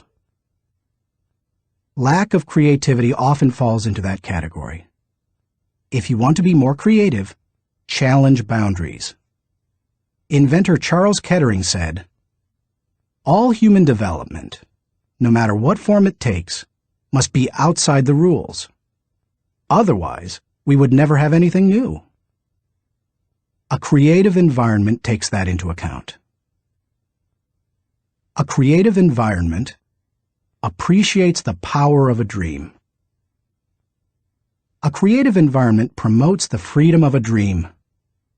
A creative environment encourages the use of a blank sheet of paper and the question, if we could draw a picture of what we want to accomplish, what would that look like? A creative environment allowed Martin Luther King Jr. to speak with passion and declare to millions, "I have a dream," not "I have a goal." Goals may give focus, but dreams give power. Dreams expand the world. That is why James Allen suggested that dreamers are the saviors of the world. The more creativity-friendly you can make your environment, the more potential it has to become creative. 4. Spend time with other creative people. What if the place you work has an environment hostile to creativity, and you possess little ability to change it? One possibility is to change jobs. But what if you desire to keep working there despite the negative environment? Your best option is to find a way to spend time with other creative people. Creativity is contagious. Have you ever noticed what happens during a good brainstorming session? One person throws out an idea. Another person uses it as a springboard to discover another idea. Someone else takes it in yet another, even better direction. Then somebody grabs hold of it and takes it to a whole new level. The interplay of ideas can be electric. I have a strong group of creative individuals in my life. I make sure to spend regular time with them. When I leave them, I always feel energized. I'm full of ideas, and I see things differently. They truly are indispensable to my life. It's a fact that you begin to think like the people you spend a lot of time with. The more time you can spend with creative people, engaging in creative activities, the more creative you will become. 5. Get out of your box. Actress Katharine Hepburn remarked, "If you obey all the rules, you will miss all the fun." While I don't think it's necessary to break all the rules, many are in place to protect us, I do think it's unwise to allow self-imposed limitations to hinder us. Creative thinkers know that they must repeatedly break out of the box of their own history and personal limitations in order to experience creative breakthroughs. The most effective way to help yourself get out of the box is to expose yourself to new paradigms. One way you can do that is by traveling to new places. Explore other cultures, countries, and traditions. Find out how people very different from you live and think. Another is to read on new subjects. I'm naturally curious and love to learn, but I still have a tendency to read books only on my favorite subjects, such as leadership. I sometimes have to force myself to read books that broaden my thinking, because I know it's worth it. If you want to break out of your own box, get into somebody else's. Read broadly. Many people mistakenly believe that if individuals aren't born with creativity, they will never be creative. But you can see from the many strategies and examples I've given that creativity can be cultivated in the right supportive environment. Thinking question. Am I working to break out of my box of limitations so that I explore ideas and options to experience creative breakthroughs? Chapter 4. Employ realistic thinking. The first responsibility of a leader is to define reality. Max Dupree, Chairman of the Board of Herman Miller Incorporated. As anyone knows who's been out of school for a few years, there's usually a huge gap between a college education and the reality of the working world. Honestly, early in my career, I went out of my way to avoid too much realistic thinking because I thought it would interfere with my creative thinking. But as I've grown, I've come to realize that realistic thinking adds to my life. Reality check. Reality is the difference between what we wish and what is. It took some time for me to evolve into a realistic thinker. The process went in phases. First, I did not engage in realistic thinking at all. After a while, I realized that it was necessary, so I began to engage in it occasionally. But I didn't like it, because I thought it was too negative. And any time I could delegate it, I did. Eventually, I found that I had to engage in realistic thinking if I was going to solve problems and learn from my mistakes. And in time, I became willing to think realistically before I got in trouble and make it a continual part of my life. Today, I encourage my key leaders to think realistically. We make realistic thinking the foundation of our business because we derive certainty and security from it. Why you should recognize the importance of realistic thinking. If you're a naturally optimistic person as I am, you may not possess great desire to become a more realistic thinker. But cultivating the ability to be realistic in your thinking will not undermine your faith in people, nor will it lessen your ability to see and seize opportunities. Instead, it will add value to you in other ways. 1. Realistic thinking minimizes downside risk.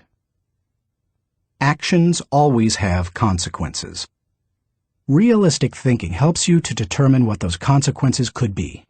And that's crucial, because only by recognizing and considering consequences can you plan for them. If you plan for the worst-case scenario, you can minimize the downside risk. 2. Realistic thinking gives you a target and a game plan. I've known business people who were not realistic thinkers. Here's the good news. They were very positive and had a high degree of hope for their business. Here's the bad news. Hope is not a strategy. Realistic thinking leads to excellence in leadership and management because it requires people to face reality. They begin to define their target and develop a game plan to hit it. When people engage in realistic thinking, they also begin to simplify practices and procedures, which results in better efficiency. Truthfully, in business, only a few decisions are important. Realistic thinkers understand the difference between the important decisions and those that are merely necessary in the normal course of business. The decisions that matter relate directly to your purpose. James Allen was right when he wrote, "Until thought is linked with purpose, there is no intelligent accomplishment." 3. Realistic thinking is a catalyst for change. People who rely on hope for their success rarely make change a high priority. If you have only hope, you imply that achievement and success are out of your hands. It's a matter of luck or chance. Why bother changing? Realistic thinking can dispel that kind of wrong attitude. There's nothing like staring reality in the face to make a person recognize the need for change. Change alone doesn't bring growth, but you cannot have growth without change. 4. Realistic thinking provides security. Anytime you have thought through the worst that can happen, and you have developed contingency plans to meet it, you become more confident and secure. It's reassuring to know that you are unlikely to be surprised. Disappointment is the difference between expectations and reality. Realistic thinking minimizes the difference between the two. 5. Realistic thinking gives you credibility. Realistic thinking helps people to buy into the leader and his or her vision. Leaders continually surprised by the unexpected soon lose credibility with their followers. On the other hand, leaders who think realistically and plan accordingly position their organizations to win. That gives their people confidence in them. The best leaders ask realistic questions before casting vision. They ask themselves things like, is it possible? Does this dream include everyone or just a few? Have I identified and articulated the areas that will make this dream difficult to achieve? 6. Realistic thinking provides a foundation to build on. Thomas Edison observed, "The value of a good idea is in using it." The bottom line on realistic thinking is that it helps you to make an idea usable by taking away the wish factor. Most ideas and efforts don't accomplish their intended results because they rely too much on what we wish rather than what is. You can't build a house in midair. It needs a solid foundation. Ideas and plans are the same. They need something concrete on which to build. Realistic thinking provides that solid foundation. 7. Realistic thinking is a friend to those in trouble. If creativity is what you would do if you were unafraid of the possibility of failure, then reality is dealing with failure if it does happen. Realistic thinking gives you something concrete to fall back on during times of trouble, which can be very reassuring. Certainty in the midst of uncertainty brings stability. 8. Realistic thinking brings the dream to fruition. British novelist John Galsworthy wrote, "Idealism increases in direct proportion to one's distance from the problem. If you don't get close enough to a problem, you can't tackle it. If you don't take a realistic look at your dream and what it will take to accomplish it, you will never achieve it." Realistic thinking helps to pave the way for bringing any dream to fruition. How to recognize the importance of realistic thinking. Because I'm naturally optimistic rather than realistic, I've had to take concrete steps to improve my thinking in this area. Here are 5 things I do to improve my realistic thinking. 1. Develop an appreciation for truth. I could not develop as a realistic thinker until I gained an appreciation for realistic thinking. And that means learning to look at and enjoy truth. President Harry S. Truman said, "I never give them hell. I just tell the truth, and they think it is hell." That's the way many people react to truth. People tend to exaggerate their success and minimize their failures or deficiencies. They live according to Ruckert's law, believing there is nothing so small that it can't be blown out of proportion. Unfortunately, many people today could be described by a quote from Winston Churchill. "Men occasionally stumble over the truth, but most pick themselves up and hurry off as if nothing has happened." More recently, television journalist Ted Koppel observed, "Our society finds truth too strong a medicine to digest undiluted. In its purest form, truth is not a polite tap on the shoulder. It is a howling reproach." In other words, the truth will set you free, but first, it will make you angry. If you want to become a realistic thinker, however, you need to get comfortable dealing with the truth and face up to it.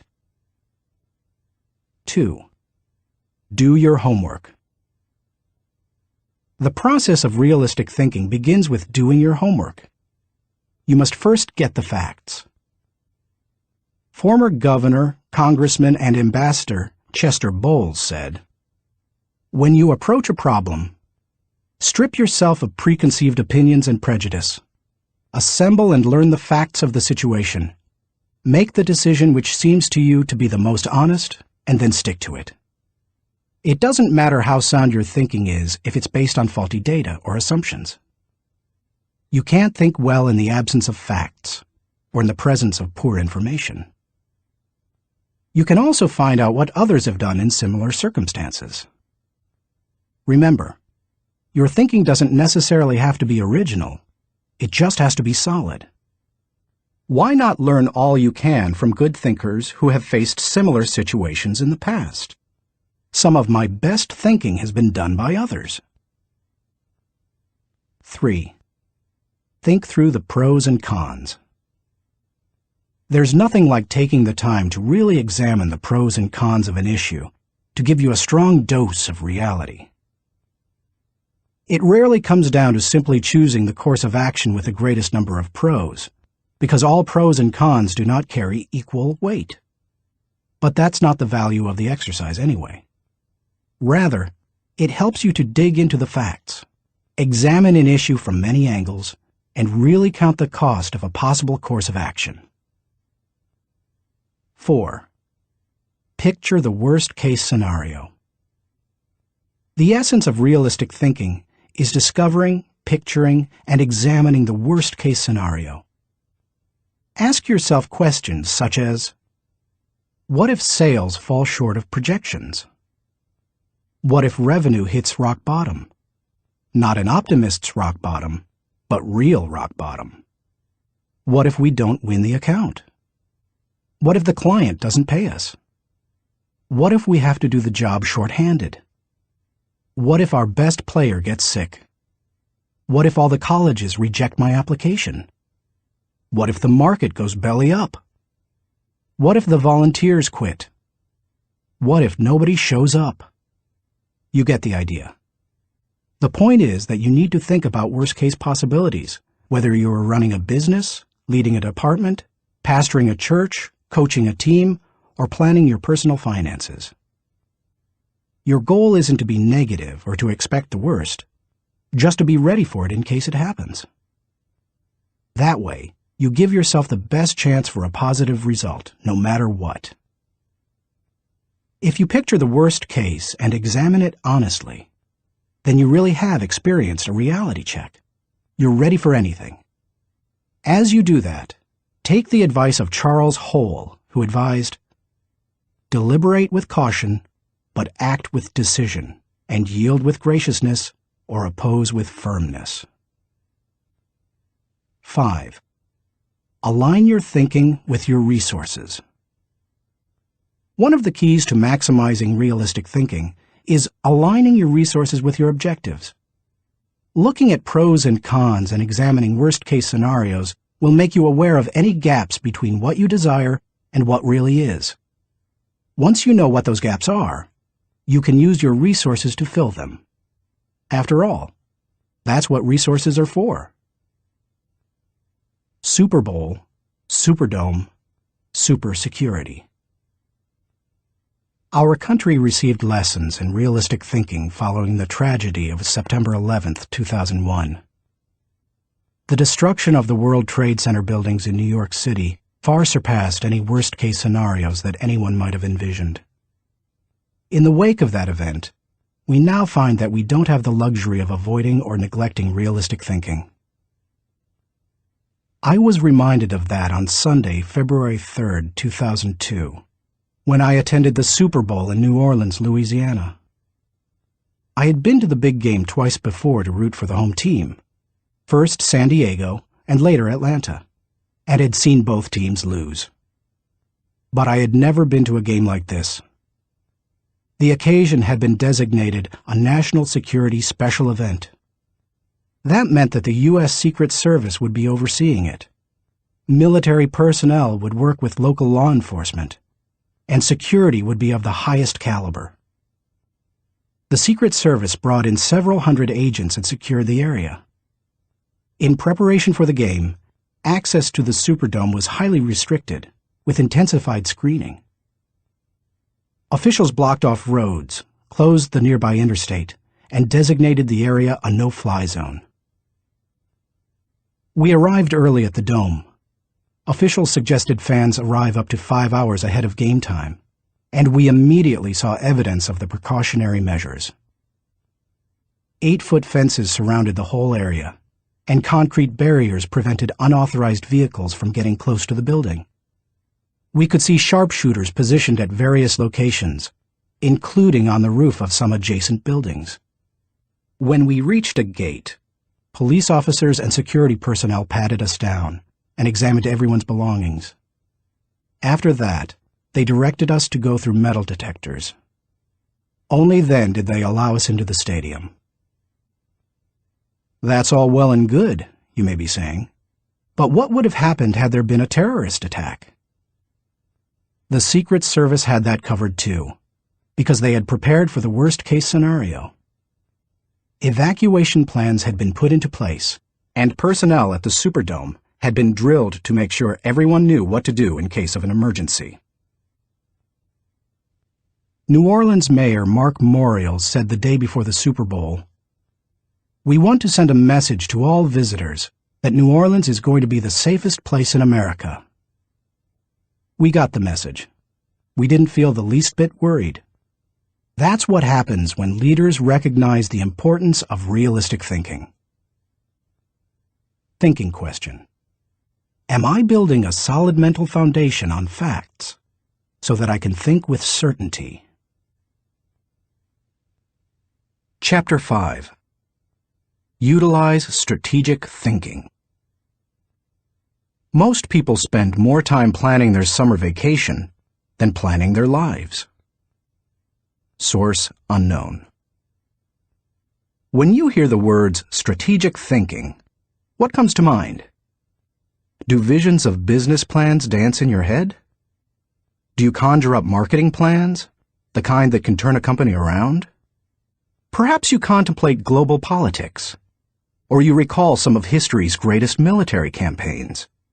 Hannibal crossing the Alps to surprise the Roman army, Charlemagne's conquest of Western Europe, or the Allies' D-Day invasion of Normandy. Perhaps, but strategy doesn't have to be restricted to military action, or even to business. Strategic thinking can make a positive impact on any area of life. Plan your life, live your plan.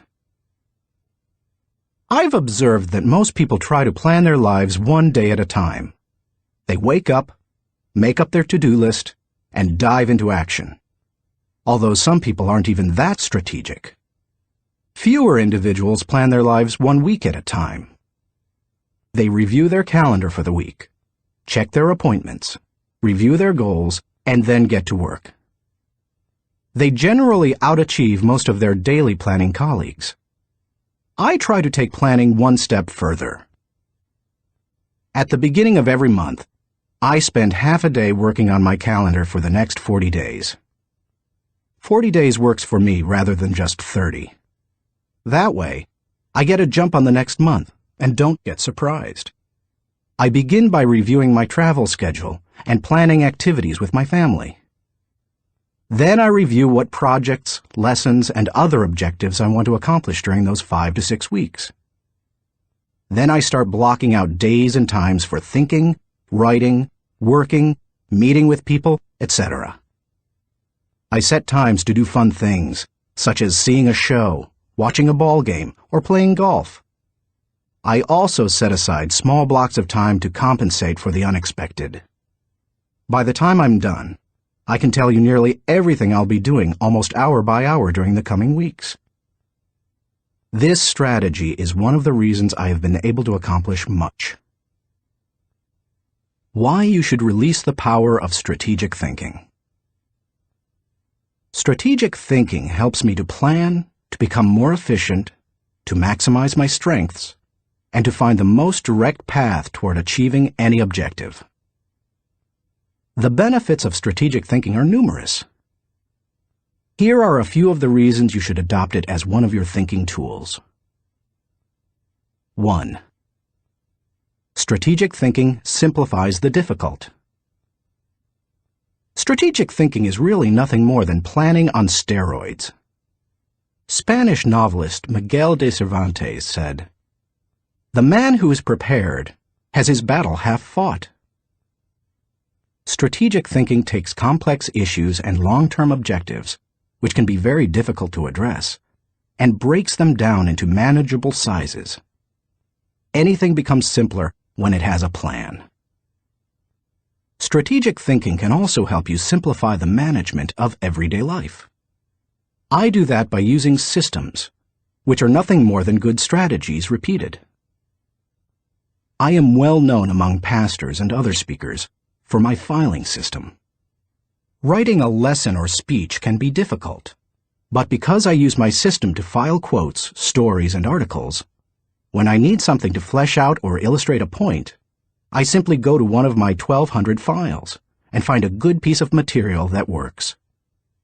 Just about any difficult task can be made simpler with strategic thinking. 2.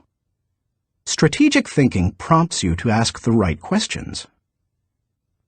Do you want to break down complex or difficult issues? Then ask questions. Strategic thinking forces you through this process. Take a look at the following questions developed by my friend Bob Beal, the author of Master Planning. Direction. What should we do next? Why? Organization. Who is responsible for what? Who is responsible for whom? Do we have the right people in the right places? Cash. What is our projected income, expense, net? Can we afford it? How can we afford it? Tracking. Are we on target? Overall evaluation. Are we achieving the quality we expect and demand of ourselves? Refinement. How can we be more effective and more efficient, move toward the ideal? These may not be the only questions you need to ask to begin formulating a strategic plan, but they are certainly a good start. 3. Strategic thinking prompts customization. General George S. Patton observed, "Successful generals make plans to fit circumstances, but do not try to create circumstances to fit plans." All good strategic thinkers are precise in their thinking. They try to match the strategy to the problem, because strategy isn't a one-size-fits-all proposition. Sloppy or generalized thinking is an enemy of achievement. The intention to customize in strategic thinking forces a person to go beyond vague ideas and engage in specific ways to go after a task or problem. It sharpens the mind. 4. Strategic thinking prepares you today for an uncertain tomorrow. Strategic thinking is the bridge that links where you are to where you want to be. It gives direction and credibility today and increases your potential for success tomorrow.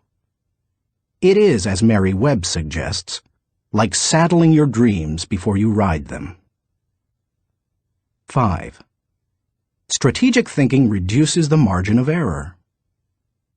Anytime you shoot from the hip or go into a totally reactive mode, you increase your margin for error.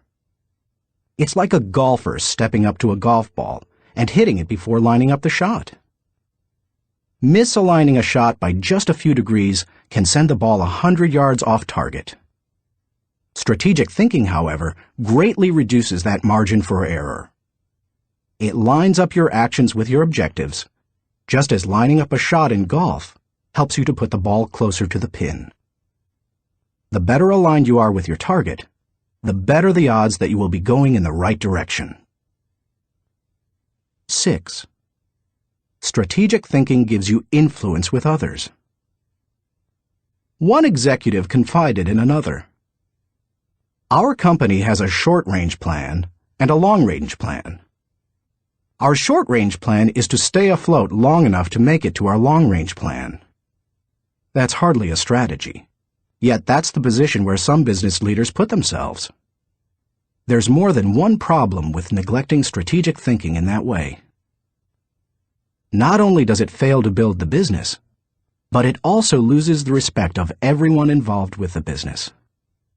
The one with the plan is the one with the power. It doesn't matter in what kind of activity you're involved. Employees want to follow the business leader with a good business plan. Volunteers want to join the pastor with a good ministry plan. Children want to be with the adult who has the well-thought-out vacation plan.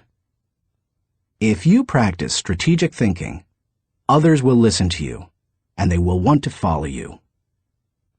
If you possess a position of leadership in an organization, strategic thinking is essential. How to release the power of strategic thinking. To become a better strategic thinker, able to formulate and implement plans that will achieve the desired objective, take the following guidelines to heart. 1. Break down the issue. The first step in strategic thinking is to break down an issue into smaller, more manageable parts, so that you can focus on them more effectively. How you do it is not as important as just doing it. You might break an issue down by function.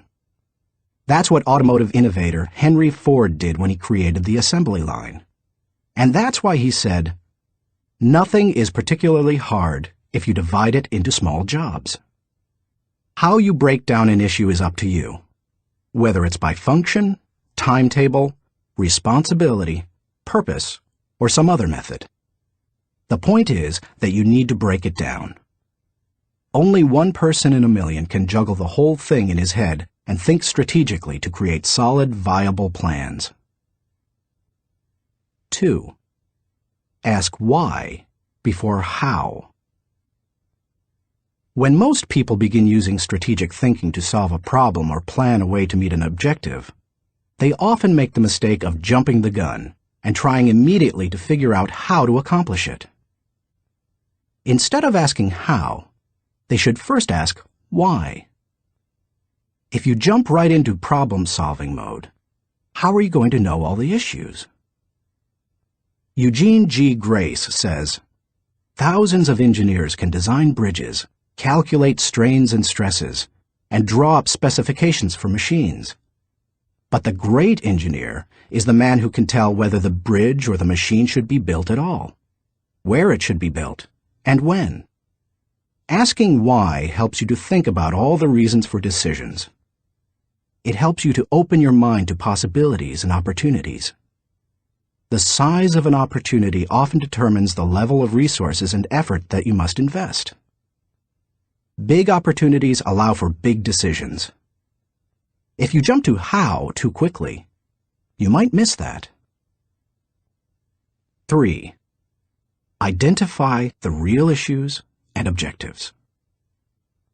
William Feather, author of The Business of Life, said, "Before it can be solved, a problem must be clearly defined. Too many people rush to solutions, and as a result, they end up solving the wrong problem. To avoid that, ask probing questions to expose the real issues. Challenge all of your assumptions. Collect information even after you think you've identified the issue.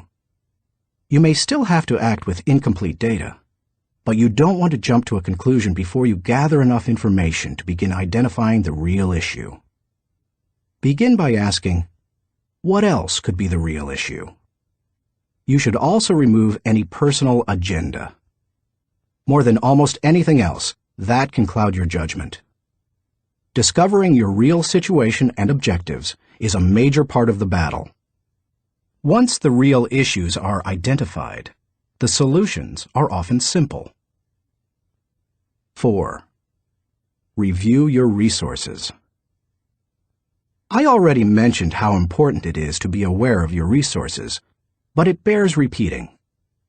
A strategy that doesn't take into account resources is doomed to failure. Take an inventory. How much time do you have? How much money? What kinds of materials, supplies, or inventory do you have? What are your other assets? What liabilities or obligations will come into play? Which people on the team can make an impact? You know your own organization and profession. Figure out what resources you have at your disposal. 5. Develop your plan. How you approach the planning process depends greatly on your profession and the size of the challenge that you're planning to tackle, so it's difficult to recommend many specifics. However, no matter how you go about planning, take this advice. Start with the obvious. When you tackle an issue or plan that way, it brings unity and consensus to the team, because everyone sees those things.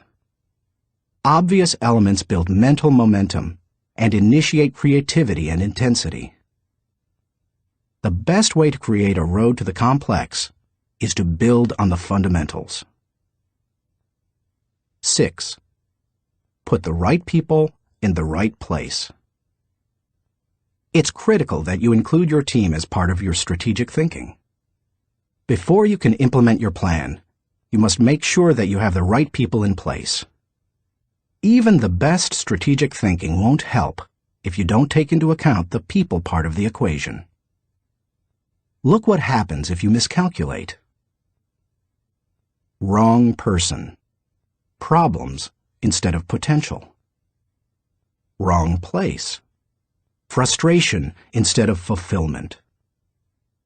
Wrong plan. Grief instead of growth. Everything comes together, however, when you put together all three elements: the right person, the right place, and the right plan. 7. Keep repeating the process. My friend Olin Hendricks remarked, "Strategic thinking is like showering. You have to keep doing it." If you expect to solve any major problem once, you're in for disappointment. Little things such as filing or shopping systematically can be won easily through systems and personal discipline. But major issues need major strategic thinking time. What Thane Yost said is really true. The will to win is worthless if you do not have the will to prepare. If you want to be an effective strategic thinker, then you need to become a continuous strategic thinker. As I was working on this chapter, I came across an article in my local paper on the celebration of the Jewish Passover and how millions of American Jews read the order of service for their Seder, or Passover meal, from a small booklet produced by Maxwell House Coffee. For more than 70 years, the coffee company has produced the booklet, called a Haggadah, and during those years, it has distributed more than 40 million copies of it. I remember using them all my life, said Regina Witt, who is in her 50s. So does her mother, who is almost 90. It's our tradition. I think it would be very strange not to use them. So how did Maxwell House come to supply the booklets? It was the result of strategic thinking. 80 years ago, marketing man Joseph Jacobs advised that the company could sell coffee during Passover if the product were certified kosher by a rabbi. Since 1923, Maxwell House Coffee has been certified kosher for Passover. And then Jacobs suggested that if they gave away the Haggadah booklets, they could increase sales. They've been creating the booklets and selling coffee during Passover ever since. That's what can happen when you unleash the power of strategic thinking. Thinking question. Am I implementing strategic plans that give me direction for today and increase my potential for tomorrow? Chapter 6. Explore possibility thinking. Nothing is so embarrassing as watching someone do something that you said could not be done. Sam Ewing. People who embrace possibility thinking are capable of accomplishing tasks that seem impossible because they believe in solutions. Here are several reasons why you should become a possibility thinker. 1. Possibility thinking increases your possibilities. When you believe you can do something difficult, and you succeed, many doors open for you. When George Lucas succeeded in making Star Wars, despite those who said the special effects he wanted hadn't ever been done, and couldn't be done, many other possibilities opened up to him. Industrial Light and Magic, the company he created to produce those impossible special effects, became a source of revenue to help underwrite his other projects. He was able to produce merchandising tie-ins to his movies, thus bringing in another revenue stream to fund his movie making. But his confidence in doing the difficult has also made a huge impact on other movie makers and a whole new generation of moviegoers. Popular culture writer Chris Salewicz asserts, at first, directly through his own work, and then via the unparalleled influence of ILM, Industrial Light and Magic, George Lucas has dictated for 2 decades the essential broad notion of what is cinema. If you open yourself up to possibility thinking, you open yourself up to many other possibilities. 2. Possibility thinking draws opportunities and people to you. The case of George Lucas helps you to see how being a possibility thinker can create new opportunities and attract people. People who think big attract big people to them. If you want to achieve big things, you need to become a possibility thinker. 3. Possibility thinking increases others' possibilities. Big thinkers who make things happen also create possibilities for others. That happens in part because it's contagious. You can't help but become more confident and think bigger when you're around possibility thinkers. 4. Possibility thinking allows you to dream big dreams. No matter what your profession, possibility thinking can help you to broaden your horizons and dream bigger dreams. Professor David J. Schwartz believes, big thinkers are specialists in creating positive, forward-looking, optimistic pictures in their own minds and in the minds of others. If you embrace possibility thinking, your dreams will go from molehill to mountain size. And because you believe in possibilities, you put yourself in position to achieve them. 5. Possibility thinking makes it possible to rise above average. During the 1970s, when oil prices went through the roof, automobile makers were ordered to make their cars more fuel efficient. One manufacturer asked a group of senior engineers to drastically reduce the weight of cars they were designing. They worked on the problem and searched for solutions, but they finally concluded that making lighter cars couldn't be done, would be too expensive, and would present too many safety concerns.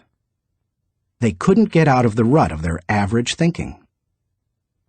What was the automaker's solution? They gave the problem to a group of less experienced engineers. The new group found ways to reduce the weight of the company's automobiles by hundreds of pounds. Because they thought that solving the problem was possible, it was. Every time you remove the label of impossible from a task, you raise your potential from average to off the charts. 6. Possibility thinking gives you energy. A direct correlation exists between possibility thinking and the level of a person's energy. Who gets energized by the prospect of losing? If you know something can't succeed, how much time and energy are you willing to give it? Nobody goes looking for a lost cause. You invest yourself in what you believe can succeed. When you embrace possibility thinking, you believe in what you're doing, and that gives you energy. 7. Possibility thinking keeps you from giving up. Above all, possibility thinkers believe they can succeed. Dennis Waitley, author of The Psychology of Winning, says, "The winners in life think constantly in terms of I can, I will, and I am.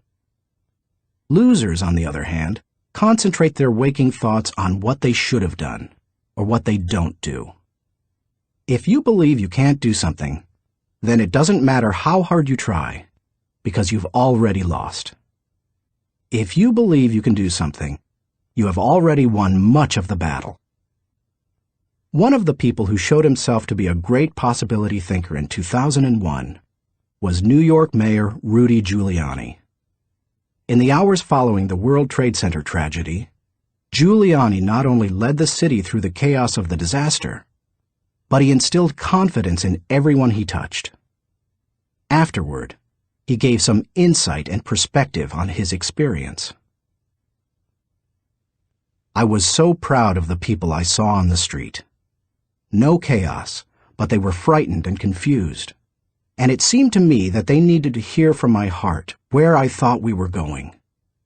I was trying to think, where can I go for some comparison to this, some lessons about how to handle it? So I started thinking about Churchill, started thinking that we're going to have to rebuild the spirit of the city. And what better example than Churchill and the people of London during the Blitz in 1940, who had to keep up their spirit during this sustained bombing. It was a comforting thought.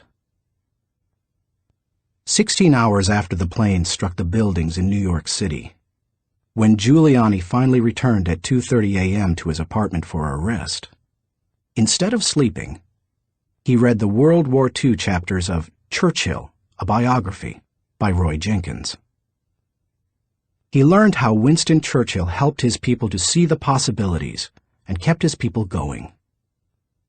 Inspired, Giuliani did the same for his own people 6 decades later. How to feel the energy of possibility thinking. If you are a naturally positive person who already embraces possibility thinking, then you're already tracking with me. However, some people, rather than being optimistic, are naturally negative or cynical. They believe that possibility thinkers are naive or foolish. If your thinking runs toward pessimism, let me ask you a question. How many highly successful people do you know who are continually negative? How many impossibility thinkers are you acquainted with who achieve big things? None. People with an "it can't be done" mindset have two choices. They can expect the worst and continually experience it, or they can change their thinking. That's what George Lucas did. Believe it or not, even though he is a possibility thinker, he is not a naturally positive person. He says, "I'm very cynical, and as a result, I think the defense I have against it is to be optimistic." In other words, he chooses to think positively. He sums it up this way. As corny as it sounds, the power of positive thinking goes a long way.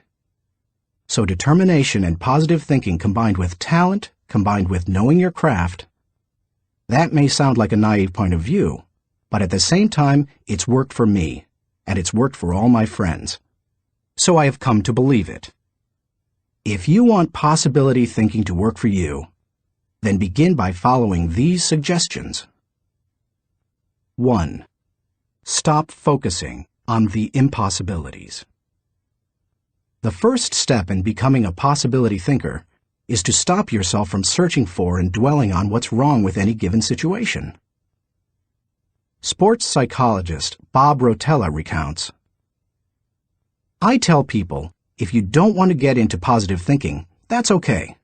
Just eliminate all the negative thoughts from your mind, and whatever's left will be fine." If possibility thinking is new to you, you're going to have to give yourself a lot of coaching to eliminate some of the negative self-talk you may hear in your head. When you automatically start listing all the things that can go wrong, or all the reasons something can't be done, stop yourself and say, "Don't go there." Then ask, "What's right about this?" That will help to get you started. And if negativity is a really big problem for you, and pessimistic things come out of your mouth before you've even thought them through, you may need to enlist the aid of a friend or family member to alert you every time you utter negative ideas. 2. Stay away from the experts. So-called experts do more to shoot down people's dreams than just about anybody else. Possibility thinkers are very reluctant to dismiss anything as impossible. Rocket pioneer Wernher von Braun said, "I have learned to use the word impossible with the greatest of caution." And Napoleon Bonaparte declared, "The word impossible is not in my dictionary." If you feel you must take the advice of an expert, however, then heed the words of John Andrew Holmes, who asserted, "Never tell a young person that something cannot be done." God may have been waiting centuries for somebody ignorant enough of the impossible to do that thing. If you want to achieve something, give yourself permission to believe it is possible, no matter what experts might say. 3. Look for possibilities in every situation. Becoming a possibility thinker is more than just refusing to let yourself be negative. It's something more. It's looking for positive possibilities despite the circumstances. I recently heard Don Soderquist, former president of Walmart, tell a wonderful story that illustrates how a person can find positive possibilities in any situation. Soderquist had gone with Sam Walton to Huntsville, Alabama, to open several new stores. While there, Walton suggested they visit the competition. Here's what Soderquist said happened. "We went into one store, and I have to tell you that it was the worst store I have ever seen in my life. It was terrible. There were no customers, There was no help on the floor. The aisles were cluttered with merchandise, empty shelves, dirty. It was absolutely terrible. He, Walton, walked one way, and I'd walked the other way, and we'd kind of meet out on the sidewalk. He said, "What'd you think, Don?" I said, "Sam, that is the absolutely worst store I've ever seen in my life. I mean, did you see the aisles?" He said, "Don, did you see the pantyhose rack?" I said, "No, I didn't, Sam. I must have gone on a different aisle than you. I didn't see that." He said, "That was the best pantyhose rack I've ever seen, Don." And he said, "I pulled the fixture out, and on the back was the name of the manufacturer. When we get back, I want you to call that manufacturer and have him come in and visit with our fixture people. I want to put that rack in our stores. It's absolutely the best I've ever seen." And he said next, "Did you see the ethnic cosmetics?" I said, "Sam, that must have been right next to the pantyhose rack, because I absolutely missed that." He said, "Don, do you realize that in our stores we have 4 feet of ethnic cosmetics? These people had 12 feet of it. We are absolutely missing the boat. I wrote down the distributor of some of those products. When we get back, I want you to get a hold of our cosmetic buyer and get these people in. We absolutely need to expand our ethnic cosmetics." Now, Sam Walton didn't hit me on the head and say, "Don, now what lesson did you learn from this?" He had already hit me on the head by looking for the good, looking how to improve, striving for excellence. It's so easy to go and look at what other people do badly. But one of the leadership characteristics of vision that he showed me, and I'll never forget it, is look for the good in what other people are doing and apply it. It doesn't take a genius IQ or 20 years of experience to find the possibility in every situation. All it takes is the right attitude, and anybody can cultivate that. 4. Dream one size bigger. One of the best ways to cultivate a possibility mindset is to prompt yourself to dream one size bigger than you normally do. Let's face it, most people dream too small. They don't think big enough. Henry Curtis advises, "Make your plans as fantastic as you like, because 25 years from now, they will seem mediocre. Make your plans 10 times as great as you first planned, and 25 years from now, you will wonder why you did not make them 50 times as great." If you push yourself to dream more expansively, to imagine your organization one size bigger, to make your goals at least a step beyond what makes you comfortable, you will be forced to grow. And it will set you up to believe in greater possibilities. 5. Question the status quo. Most people want their lives to keep improving, yet they value peace and stability at the same time. People often forget that you can't improve and still stay the same. Growth means change.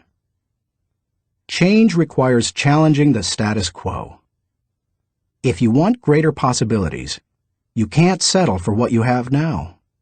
When you become a possibility thinker, you will face many people who will want you to give up your dreams and embrace the status quo. Achievers refuse to accept the status quo. As you begin to explore greater possibilities for yourself, your organization, or your family, and others challenge you for it, take comfort in knowing that right now as you read this, other possibility thinkers across the country and around the world are thinking about curing cancer, developing new energy sources, feeding hungry people, and improving quality of life. They are challenging the status quo against the odds, and you should too. 6. Find inspiration from great achievers. You can learn a lot about possibility thinking by studying great achievers. I mentioned George Lucas in this chapter. Perhaps he doesn't appeal to you, or you don't like the movie industry. Personally, I'm not a big science fiction fan, but I admire Lucas as a thinker, creative visionary, and business person. Find some achievers you admire and study them. Look for people with the attitude of Robert F. Kennedy, who popularized George Bernard Shaw's stirring statement. Some men see things as they are and say, "Why?" I dream of things that never were and say, "Why not?" I know possibility thinking isn't in style with many people. So call it what you like. The will to succeed, belief in yourself, confidence in your ability, faith. It's really true. People who believe that they can't, don't. But if you believe you can, you can. That's the power of possibility thinking. Thinking question. Am I unleashing the enthusiasm of possibility thinking to find solutions for even seemingly impossible situations? Chapter 7. Learn from reflective thinking. To doubt everything, or to believe everything, are two equally convenient solutions. Both dispense with the necessity of reflection. Jules-Henri Poincaré. The pace of our society does not encourage reflective thinking. Most people would rather act than think. Now, don't get me wrong. I'm a person of action. I have very high energy, and I like to see things accomplished. But I'm also a reflective thinker. Reflective thinking is like the crock pot of the mind. It encourages your thoughts to simmer until they're done. As I go through this process, my goal is to reflect so that I might learn from my successes and mistakes, discover what I should try to repeat, and determine what I should change. It is always a valuable exercise.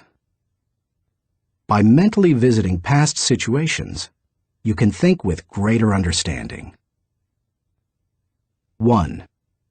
Reflective thinking gives you true perspective.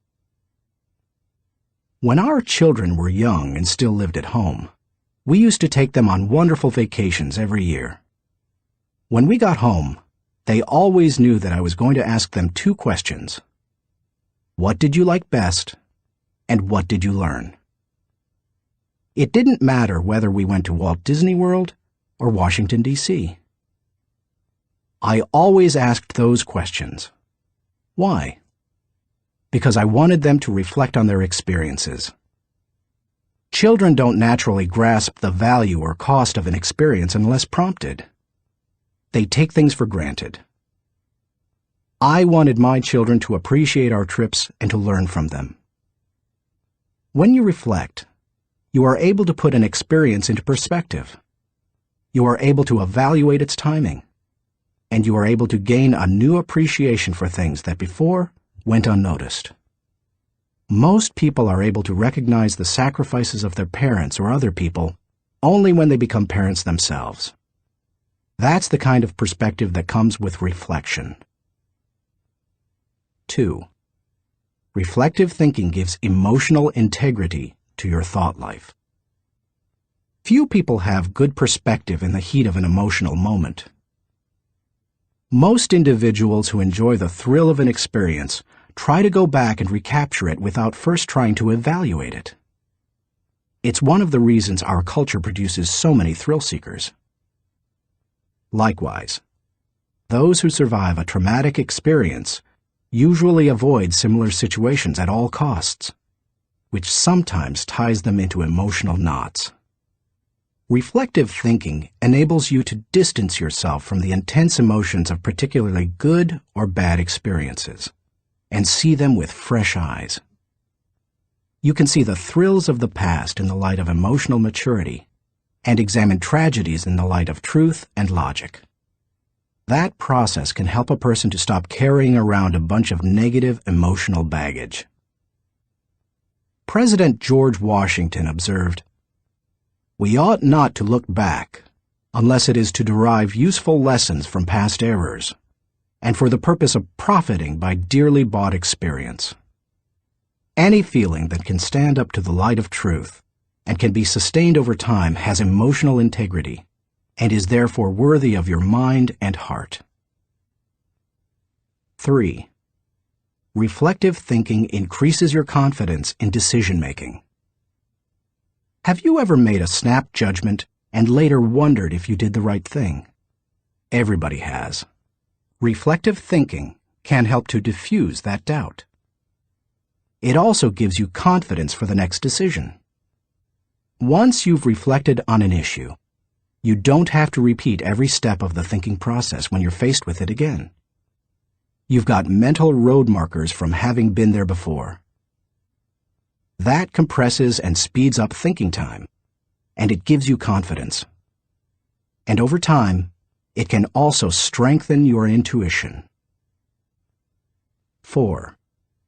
Reflective thinking clarifies the big picture. When you engage in reflective thinking, you can put ideas and experiences into a more accurate context. Reflective thinking encourages us to go back and spend time pondering what we have done and what we have seen. If a person who loses his job reflects on what happened, he may see a pattern of events that led to his dismissal. He will better understand what happened, why it happened, and what things were his responsibility. If he also looks at the incidents that occurred afterward, he may realize that in the larger scheme of things, he's better off in his new position because it better fits his skills and desires. Without reflection, it can be very difficult to see that big picture. 5. Reflective thinking takes a good experience and makes it a valuable experience. When you were just starting out in your career, did it seem that few people were willing to give someone without experience an opportunity? At the same time, could you see people who had been on their jobs 20 years, who yet did their work poorly? If so, that probably frustrated you. Playwright William Shakespeare wrote, "Experience is a jewel, and it had need be so, for it is often purchased at an infinite rate." Yet experience alone does not add value to a life. It's not necessarily experience that is valuable. It's the insight people gain because of their experience. Reflective thinking turns experience into insight. Mark Twain said, "We should be careful to get out of an experience all the wisdom that is in it. Not like the cat that sits down on a hot stove lid. She will never sit down on a hot stove lid again, and that is well. But also, she will never sit down on a cold one anymore." An experience becomes valuable when it informs or equips us to meet new experiences. Reflective thinking helps to do that. How to embrace the lessons of reflective thinking. If you are like most people in our culture today, you probably do very little reflective thinking. If that's the case, it may be holding you back more than you think. Take to heart the following suggestions to increase your ability to think reflectively. 1. Set aside time for reflection.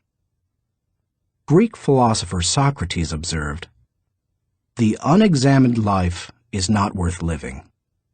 For most people, however, reflection and self-examination doesn't come naturally. It can be a fairly uncomfortable activity for a variety of reasons. They have a hard time staying focused. They find the process dull, or they don't like spending a lot of time thinking about emotionally difficult issues. But if you don't carve out the time for it, you are unlikely to do any reflective thinking. 2. Remove yourself from distractions. As much as any other kind of thinking, reflection requires solitude. Distraction and reflection simply don't mix. It's not the kind of thing you can do well near a television, in a cubicle, while the phone is ringing, or with children in the same room. One of the reasons I've been able to accomplish much and keep growing personally is that I've not only set aside time to reflect, but I've separated myself from distractions for short blocks of time. 30 minutes in the spa, an hour outside on a rock in my backyard, or a few hours in a comfortable chair in my office. The place doesn't matter, as long as you remove yourself from distractions and interruptions. 3. Regularly review your calendar or journal. Most people use their calendar as a planning tool, which it is.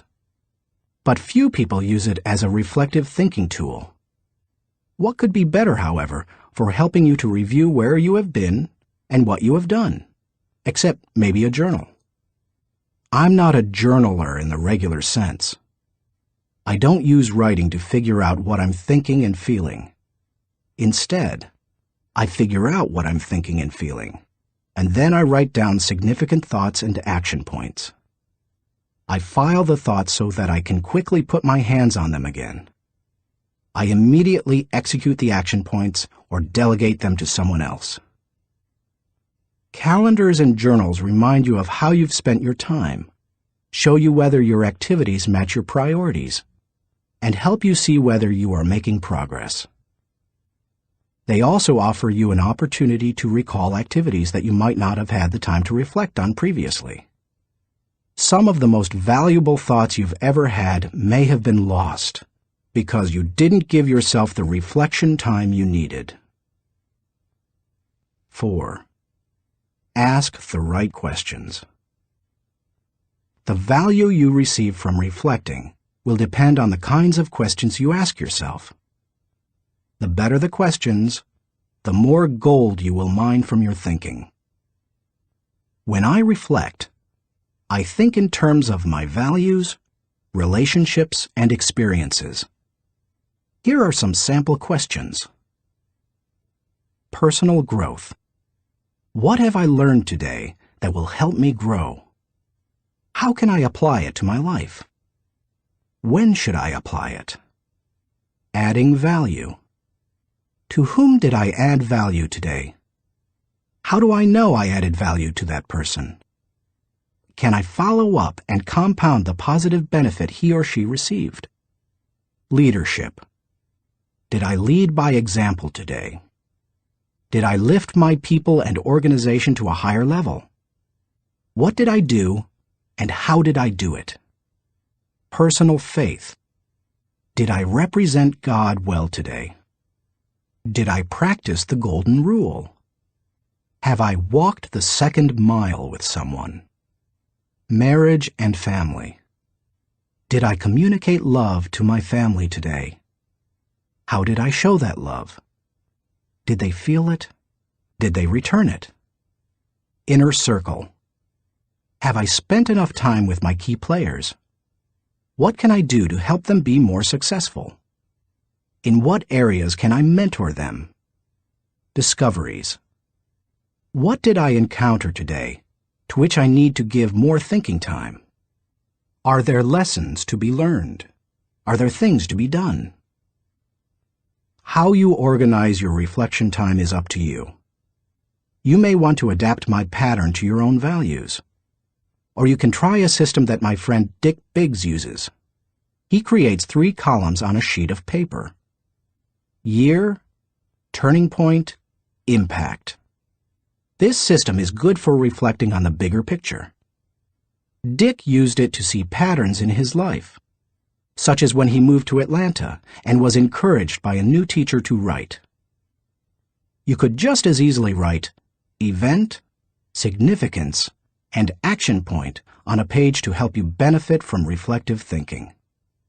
The main thing is to create questions that work for you and write down any significant thoughts that come to you during the reflection time. 5. Cement your learning through action. Writing down the good thoughts that come out of your reflective thinking has value. But nothing helps you to grow like putting your thoughts into action. To do that, you must be intentional. When you read a good book, for example, there are always good thoughts, quotes, or lessons that you can take away from it and use yourself. I always mark the takeaways in a book and then reread them when I'm done with the book. When I listen to a message, I record the takeaways so that I can file them for future use. When I go to a seminar, I take good notes, and I use a system of symbols to cue me to do certain things. An arrow pointing to the right means to look at this material again. An asterisk next to the marked section means to file it according to the subject noted. An open bracket means that I want to use what's marked in a lecture or book. An arrow pointing up means this idea will take off if I work at it.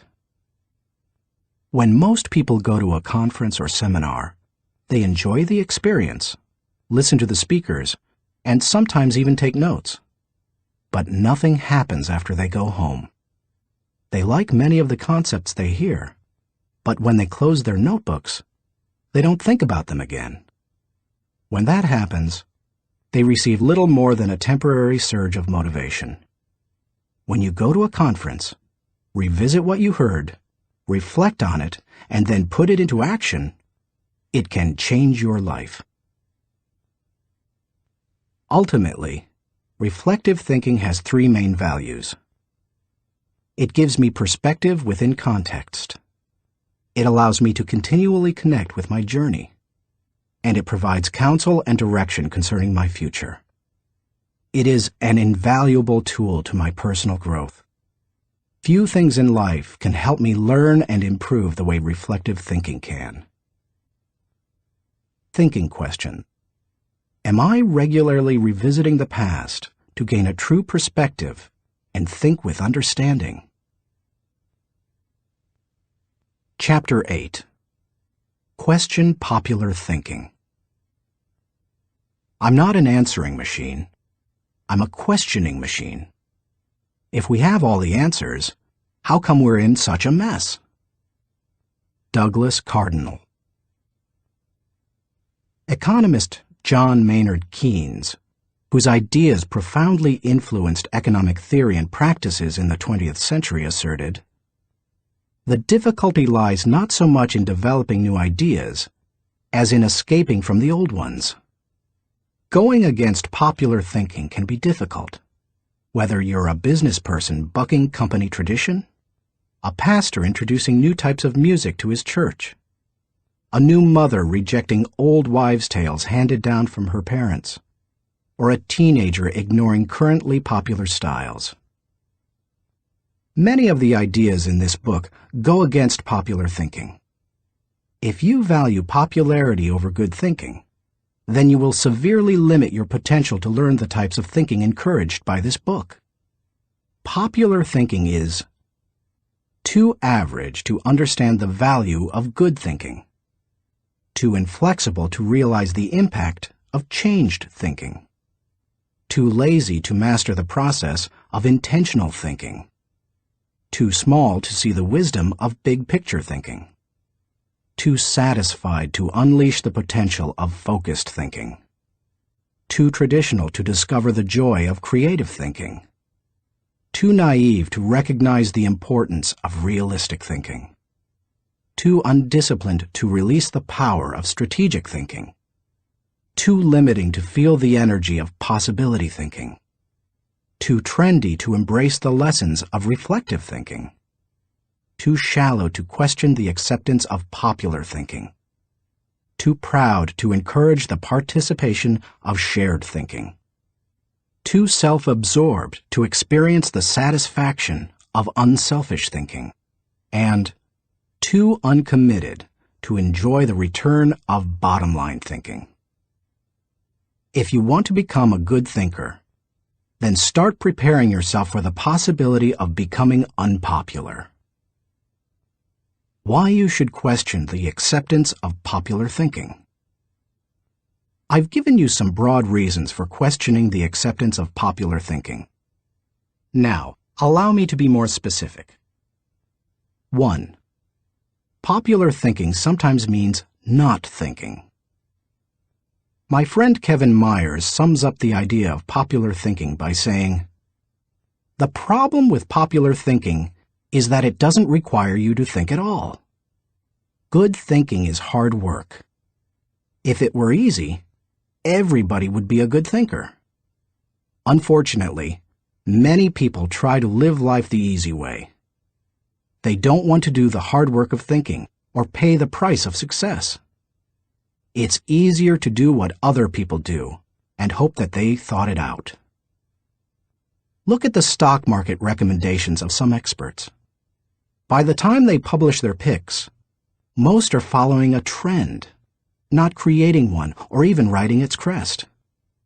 The people who are going to make money on the stocks they recommend have already done so by the time the general public hears about it. When people blindly follow a trend, they're not doing their own thinking. 2. Popular thinking offers false hope. Benno Muller-Hill, a professor in the University of Cologne Genetics Department, tells how one morning in high school he stood last in a line of 40 students in the schoolyard. His physics teacher had set up a telescope so that his students could view a planet and its moons. The first student stepped up to the telescope. He looked through it, but when the teacher asked if he could see anything, the boy said no. His nearsightedness hampered his view. The teacher showed him how to adjust the focus, and the boy finally said he could see the planet and moons. One by one, the students stepped up to the telescope and saw what they were supposed to see. Finally, the second-to-last student looked into the telescope and announced that he could not see anything.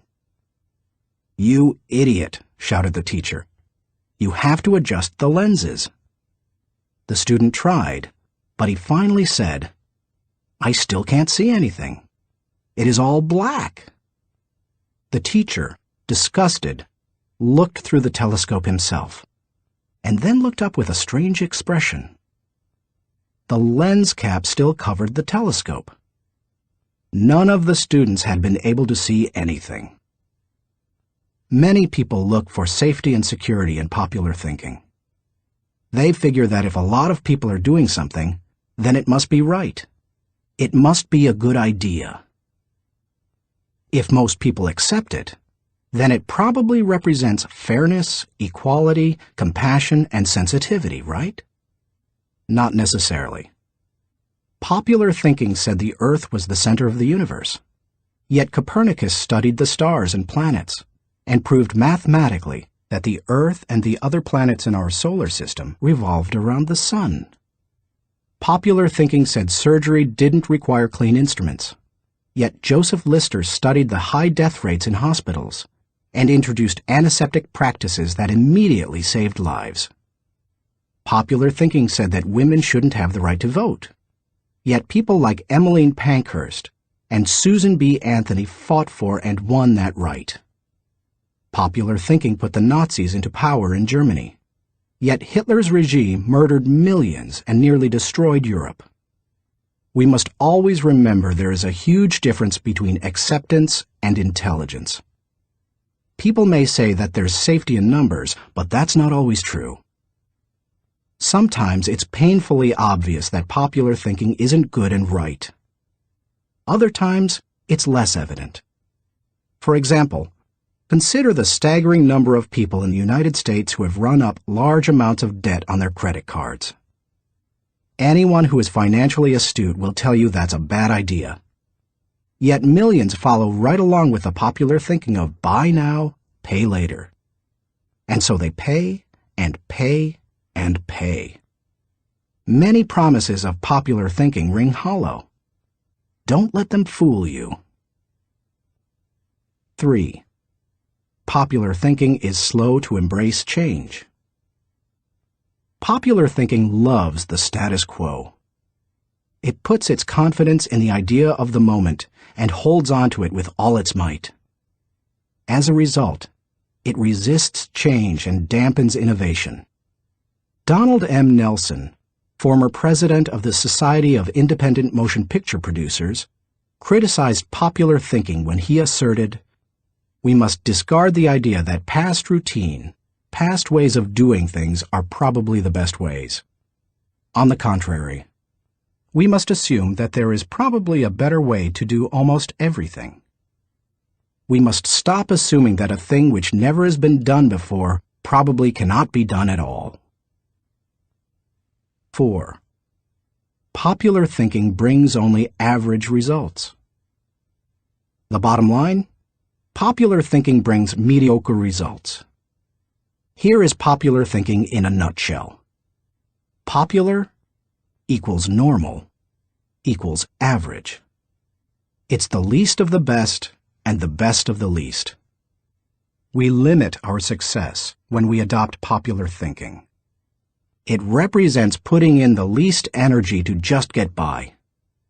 You must reject common thinking if you want to accomplish uncommon results. How to question the acceptance of popular thinking. Popular thinking has often proved to be wrong and limiting. Questioning it isn't necessarily hard once you cultivate the habit of doing so. The difficulty is in getting started. Begin by doing the following things. 1. Think before you follow. Many individuals follow others almost automatically. Sometimes they do so because they desire to take the path of least resistance. Other times they fear rejection, or they believe there's wisdom in doing what everyone else does. But if you want to succeed, you need to think about what's best, not what's popular. Challenging popular thinking requires a willingness to be unpopular and go outside of the norm. Following the tragedy of September 11, 2001, for example, few people willingly chose to travel by plane. But that was the best time to travel. Crowds were down, security was up, and airlines were cutting prices. About a month after the tragedy, my wife Margaret and I heard that Broadway shows had lots of seats and many New York hotel rooms remained empty. Popular thinking said, "Stay away from New York." We used that as an opportunity. We got cheap plane tickets to the city, booked a room in a great hotel for about half price, and got tickets to the most sought-after show, The Producers. As we took our seats in the theater, we sat next to a woman beside herself with excitement. "I can't believe I'm finally here," she said to us. "I've waited so long. This is the best show on Broadway, and the hardest to get tickets to." Then she turned to look me in the eye and said, "I've had my tickets for a year and a half waiting to see this show. How long ago did you get yours?" "You won't like my answer," I replied. "Oh, come on," she said. "How long?" "I got mine 5 days ago," I answered. She looked at us in horror. By the way, she was right. It's one of the best shows we've seen in a while. And we got to see it only because we were willing to go against popular thinking when everyone else was staying at home. As you begin to think against the grain of popular thinking, remind yourself that unpopular thinking, even when resulting in success, is largely underrated, unrecognized, and misunderstood. Unpopular thinking contains the seeds of vision and opportunity. Unpopular thinking is required for all progress. The next time you feel ready to conform to popular thinking on an issue, stop and think. You may not want to create change for its own sake, but you certainly don't want to blindly follow just because you haven't thought about what's best. 2. Appreciate thinking different from your own. One of the ways to embrace innovation and change is to learn to appreciate how others think. To do that, you must continually expose yourself to people different from yourself. My brother, Larry Maxwell, a good businessman and an innovative thinker, continually challenges popular thinking by thinking differently. He says, most of our people in sales and middle management come from businesses with products and services different from ours. That constantly exposes us to new ways of thinking.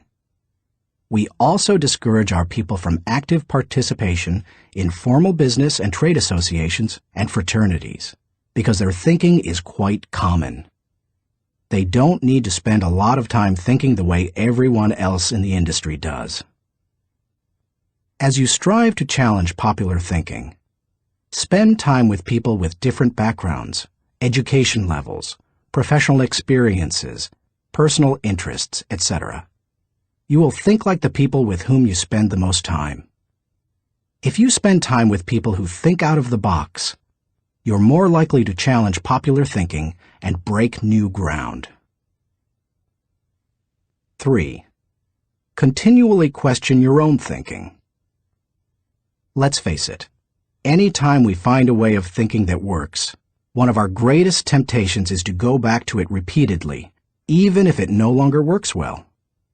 The greatest enemy to tomorrow's success is sometimes today's success.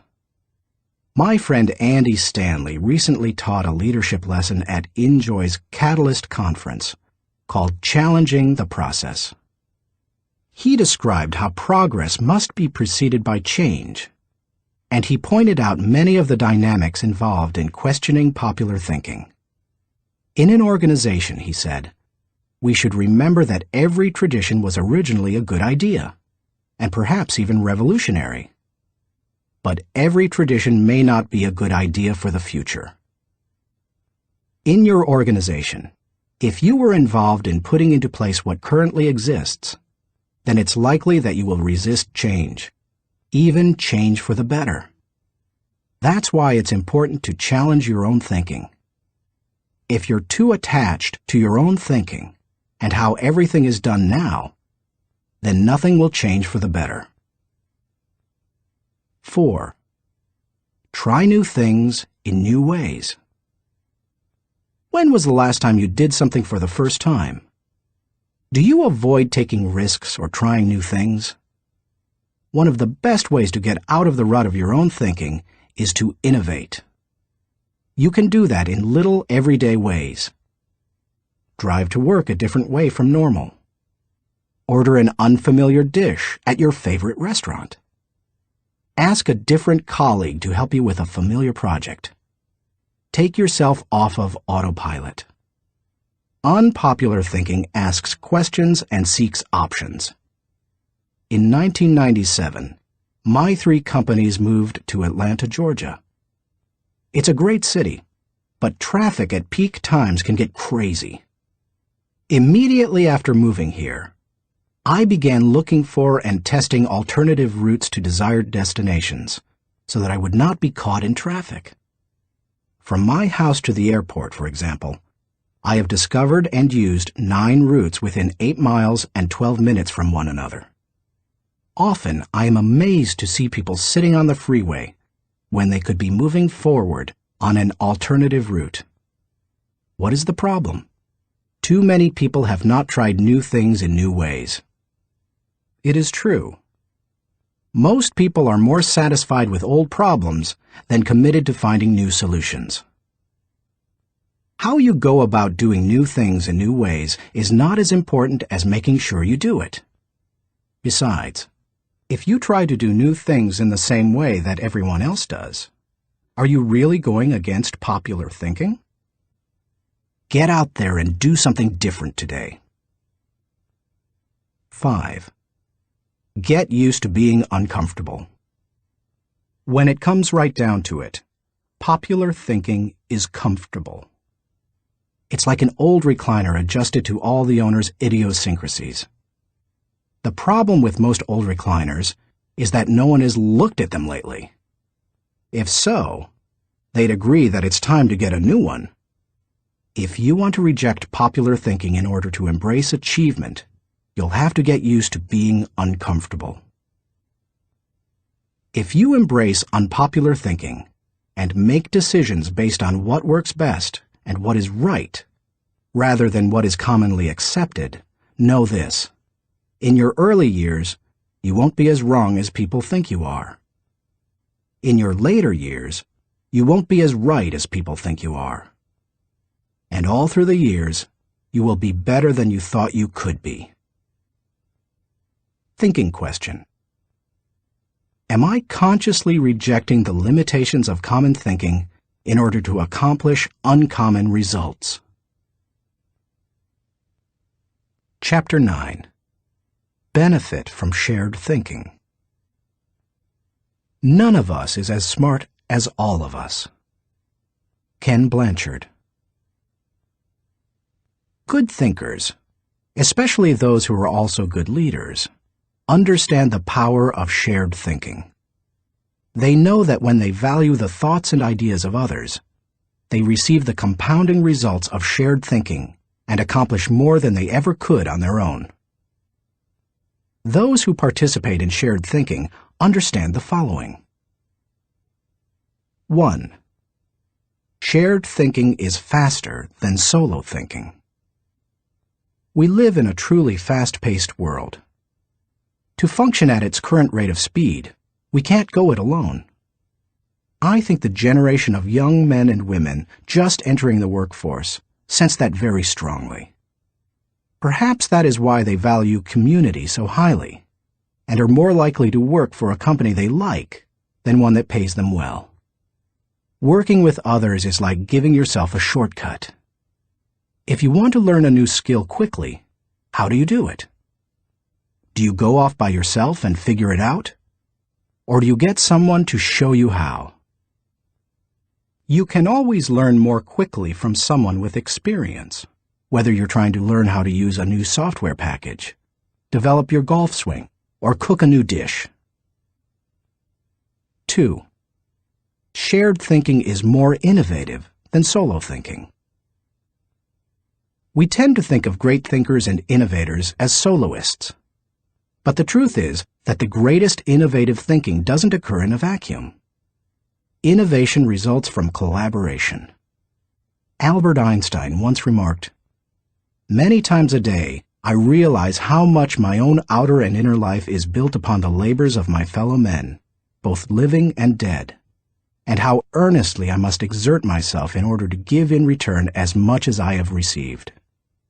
Shared thinking leads to greater innovation, whether you look at the work of researchers Marie and Pierre Curie, surrealists Luis Buñuel and Salvador Dali, or songwriters John Lennon and Paul McCartney. If you combine your thoughts with the thoughts of others, you will come up with thoughts you've never had. 3. Shared thinking brings more maturity than solo thinking. As much as we would like to think that we know it all, each of us is probably painfully aware of our blind spots and areas of inexperience. When I first started out as a pastor, I had dreams and energy, but little experience.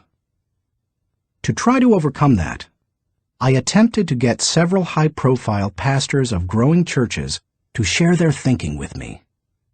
In the early 1970s, I wrote letters to the 10 most successful pastors in the country, offering them what was a huge amount of money to me at the time, $100, to meet me for an hour so that I could ask them questions.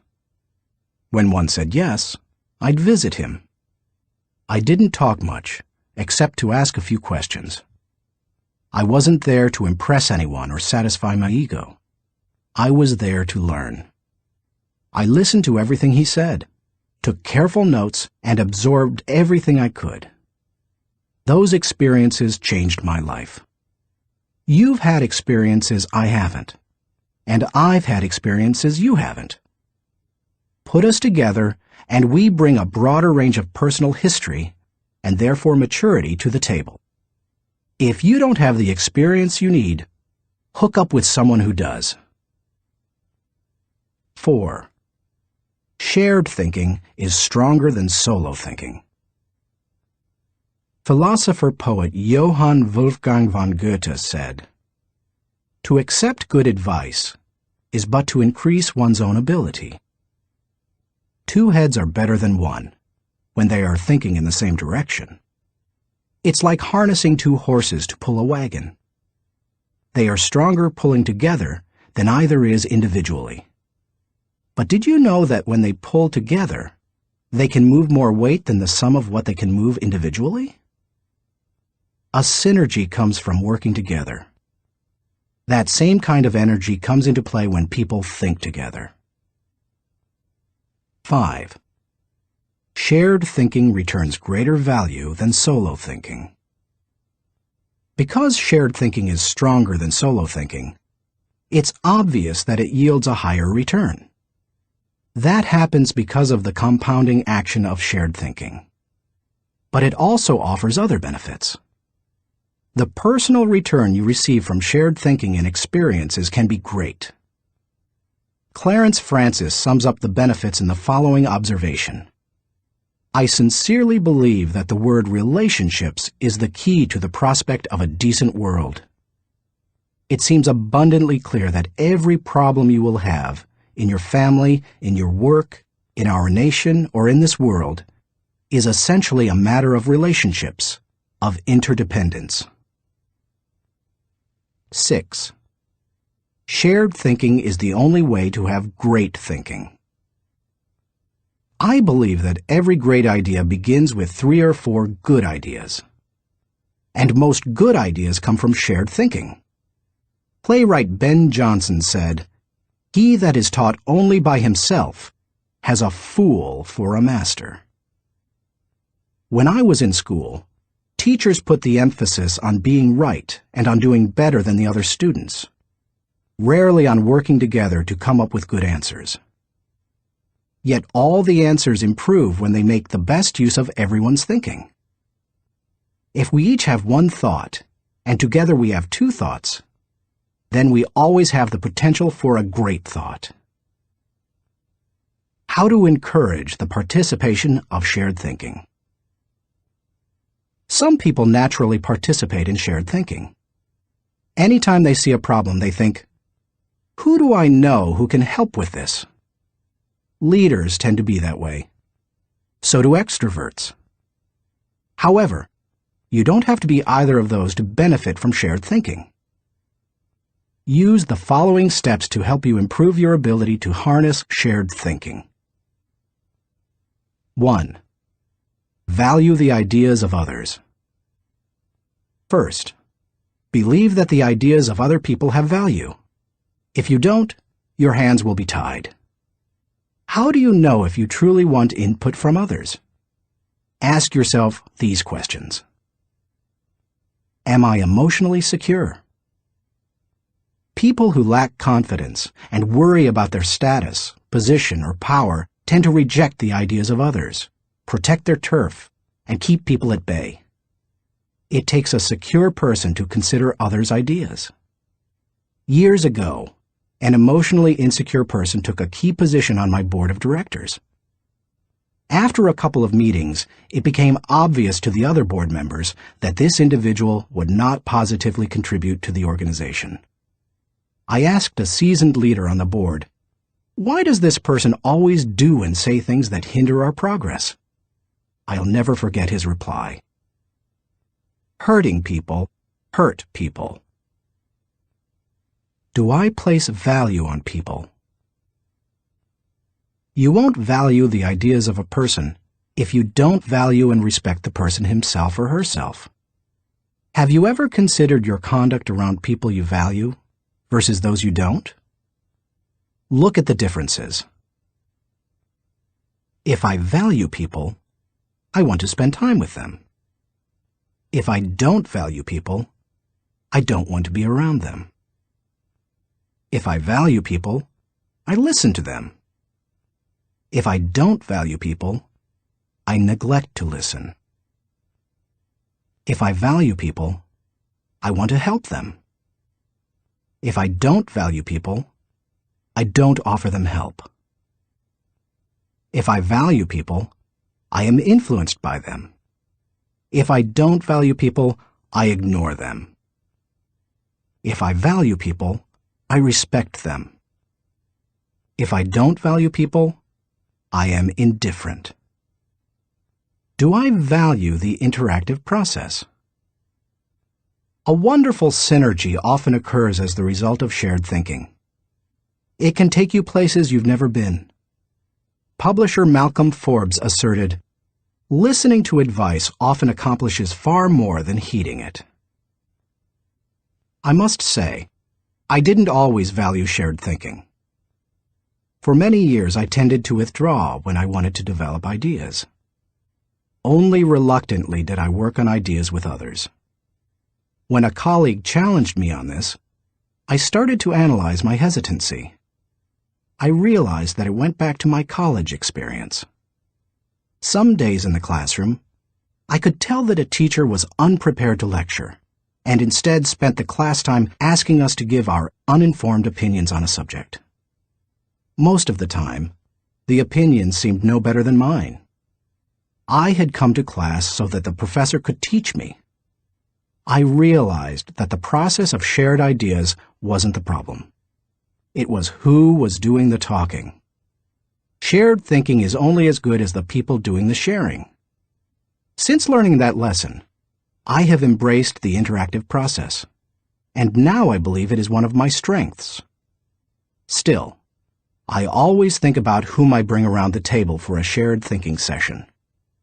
I'll tell you my guidelines for whom I invite later in this chapter. You must open yourself up to the idea of sharing ideas before you will engage in the process of shared thinking.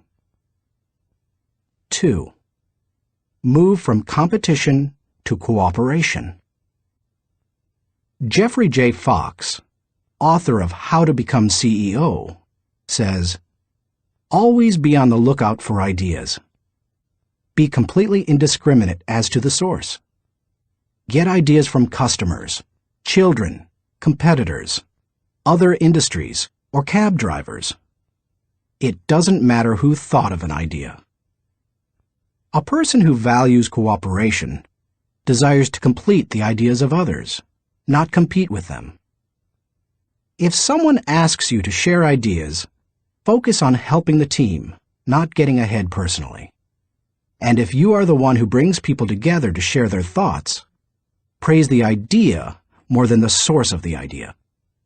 If the best idea always wins, rather than the person who offered it, then all will share their thoughts with greater enthusiasm. 3. Have an agenda when you meet. I enjoy spending time with certain people, whether we discuss ideas or not. My wife Margaret, my children, my grandchildren, my parents. Though we often do discuss ideas, it doesn't bother me if we don't. We are family. When I spend time with nearly anyone else in my life, however, I have an agenda. I know what I want to accomplish. The more I respect the wisdom of the person, the more I listen. For example, when I meet with someone I'm mentoring, I let the person ask the questions, but I expect to do most of the talking. When I meet with someone who mentors me, like Bill Bright, I mostly keep my mouth shut. In other relationships, the give and take is more even. But no matter with whom I meet, I have a reason for getting together, and I have an expectation for what I'll give to it and get from it. That's true whether it's for business or pleasure. 4. Get the right people around the table. To get anything of value out of shared thinking, you need to have people around the table who bring something to the table. As you prepare to ask people to participate in shared thinking, use the following criteria for the selection process. Choose people whose greatest desire is the success of the ideas. People who can add value to another's thoughts. People who can emotionally handle quick changes in the conversation. People who appreciate the strengths of others in areas where they are weak. People who understand their place of value at the table. People who place what is best for the team before themselves. People who can bring out the best thinking in the people around them. People who possess maturity, experience, and success in the issue under discussion. People who will take ownership and responsibility for decisions. People who will leave the table with a we attitude, not a me attitude. Too often we choose our brainstorming partners based on feelings of friendship or circumstances or convenience. But that doesn't help us to discover and create the ideas of the highest order. Who we invite to the table makes all the difference. 5. Compensate good thinkers and collaborators well. Successful organizations practice shared thinking. If you lead an organization, department, or team, then you can't afford to be without people who are good at shared thinking. As you recruit and hire, look for good thinkers who value others, have experience with the collaborative process, and are emotionally secure. Then, pay them well, and challenge them to use their thinking skills and share their ideas often. Nothing adds value like a lot of good thinkers putting their minds together. No matter what you're trying to accomplish, you can do it better with shared thinking. That is why I spend much of my life teaching leadership. Good leadership helps to put together the right people at the right time for the right purpose so that everybody wins. All it takes is the right people and a willingness to participate in shared thinking. Thinking question. Am I consistently including the heads of others to think over my head and achieve compounding results? Chapter 10. Practice unselfish thinking. We cannot hold a torch to light another's path without brightening our own. Ben Sweetland. So far in this book, we've discussed many kinds of thinking that can help you to achieve more. Each of them has the potential to make you more successful. Now I want to acquaint you with a kind of thinking with the potential to change your life in another way. It might even redefine how you view success. Unselfish thinking can often deliver a return greater than any other kind of thinking. Take a look at some of its benefits. 1. Unselfish thinking brings personal fulfillment. Few things in life bring greater personal rewards than helping others. Charles H. Burr believed, "Getters generally don't get happiness. Givers get it." Helping people brings great satisfaction. When you spend your day unselfishly serving others, at night you can lay down your head with no regrets and sleep soundly. In Bringing Out the Best in People, Alan Loy McGuinness remarked, "There is no more noble occupation in the world than to assist another human being, to help someone succeed." Even if you have spent much of your life pursuing selfish gain, it's never too late to have a change of heart. Even the most miserable person, like Charles Dickens' Scrooge, can turn his life around and make a difference for others. That's what Alfred Nobel did.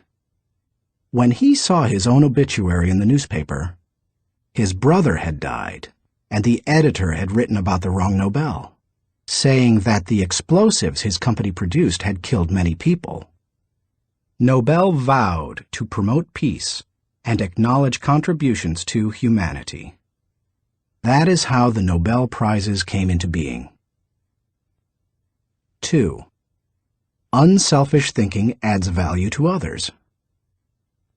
In 1904, Bessie Anderson Stanley wrote the following definition of success in Brown Book magazine. "He has achieved success who has lived well, laughed often, and loved much, who has enjoyed the trust of pure women, the respect of intelligent men, and the love of little children, who has filled his niche and accomplished his task, who has left the world better than he found it, whether by an improved poppy, a perfect poem, or a rescued soul, who has never lacked appreciation of Earth's beauty or failed to express it, who has always looked for the best in others and given them the best he had, whose life was an inspiration, whose memory a benediction. When you get outside of yourself and make a contribution to others, you really begin to live. 3. Unselfish thinking encourages other virtues.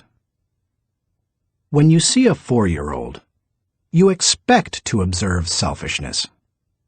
But when you see it in a 40-year-old, it's not very attractive, is it? Of all the qualities a person can pursue, unselfish thinking seems to make the biggest difference toward cultivating other virtues. I think that's because the ability to give unselfishly is so difficult. It goes against the grain of human nature. But if you can learn to think unselfishly and become a giver, then it becomes easier to develop many other virtues: gratitude, love, respect, patience, discipline, etc. 4. Unselfish thinking increases quality of life. The spirit of generosity created by unselfish thinking gives people an appreciation for life and an understanding of its higher values. Seeing those in need and giving to meet that need puts a lot of things into perspective. It increases the quality of life of the giver and the receiver. That's why I believe that there is no life as empty as the self-centered life. There is no life as centered as the self-empty life. If you want to improve your world, then focus your attention on helping others. 5. Unselfish thinking makes you part of something greater than yourself. Merck & Company, the global pharmaceutical corporation, has always seen itself as doing more than just producing products and making a profit. It desires to serve humanity. In the mid-1980s, the company developed a drug to cure river blindness, a disease that infects and causes blindness in millions of people, particularly in developing countries. While it was a good product, potential customers couldn't afford to buy it. So what did Merck do? It developed the drug anyway, and in 1987 announced that it would give the medicine free to anyone who needed it. As of 1998, the company had given more than 250 million tablets away. George W. Merck says, "We try never to forget that medicine is for the people. It is not for the profits. The profits follow, and if we have remembered that, they have never failed to appear. The lesson to be learned? Simple. Instead of trying to be great, be part of something greater than yourself." 6. Unselfish thinking creates a legacy. Jack Balasek, President and Chief Operating Officer of True North Communications, says, "Learn, earn, return. These are the 3 phases of life. The first third should be devoted to education, the second third to building a career and making a living, and the last third to giving back to others, returning something in gratitude. Each state seems to be a preparation for the next one. If you are successful, it becomes possible for you to leave an inheritance for others. But if you desire to do more, to create a legacy, then you need to leave that in others. When you think unselfishly and invest in others, you gain the opportunity to create a legacy that will outlive you. How to experience the satisfaction of unselfish thinking. I think most people recognize the value of unselfish thinking, and most would even agree that it's an ability they would like to develop. Many people, however, are at a loss concerning how to change their thinking. To begin cultivating the ability to think unselfishly, I recommend that you do the following. 1. Put others first. The process begins with realizing that everything is not about you. That requires humility and a shift in focus. In The Power of Ethical Management, Ken Blanchard and Norman Vincent Peale wrote, "People with humility don't think less of themselves. They just think of themselves less."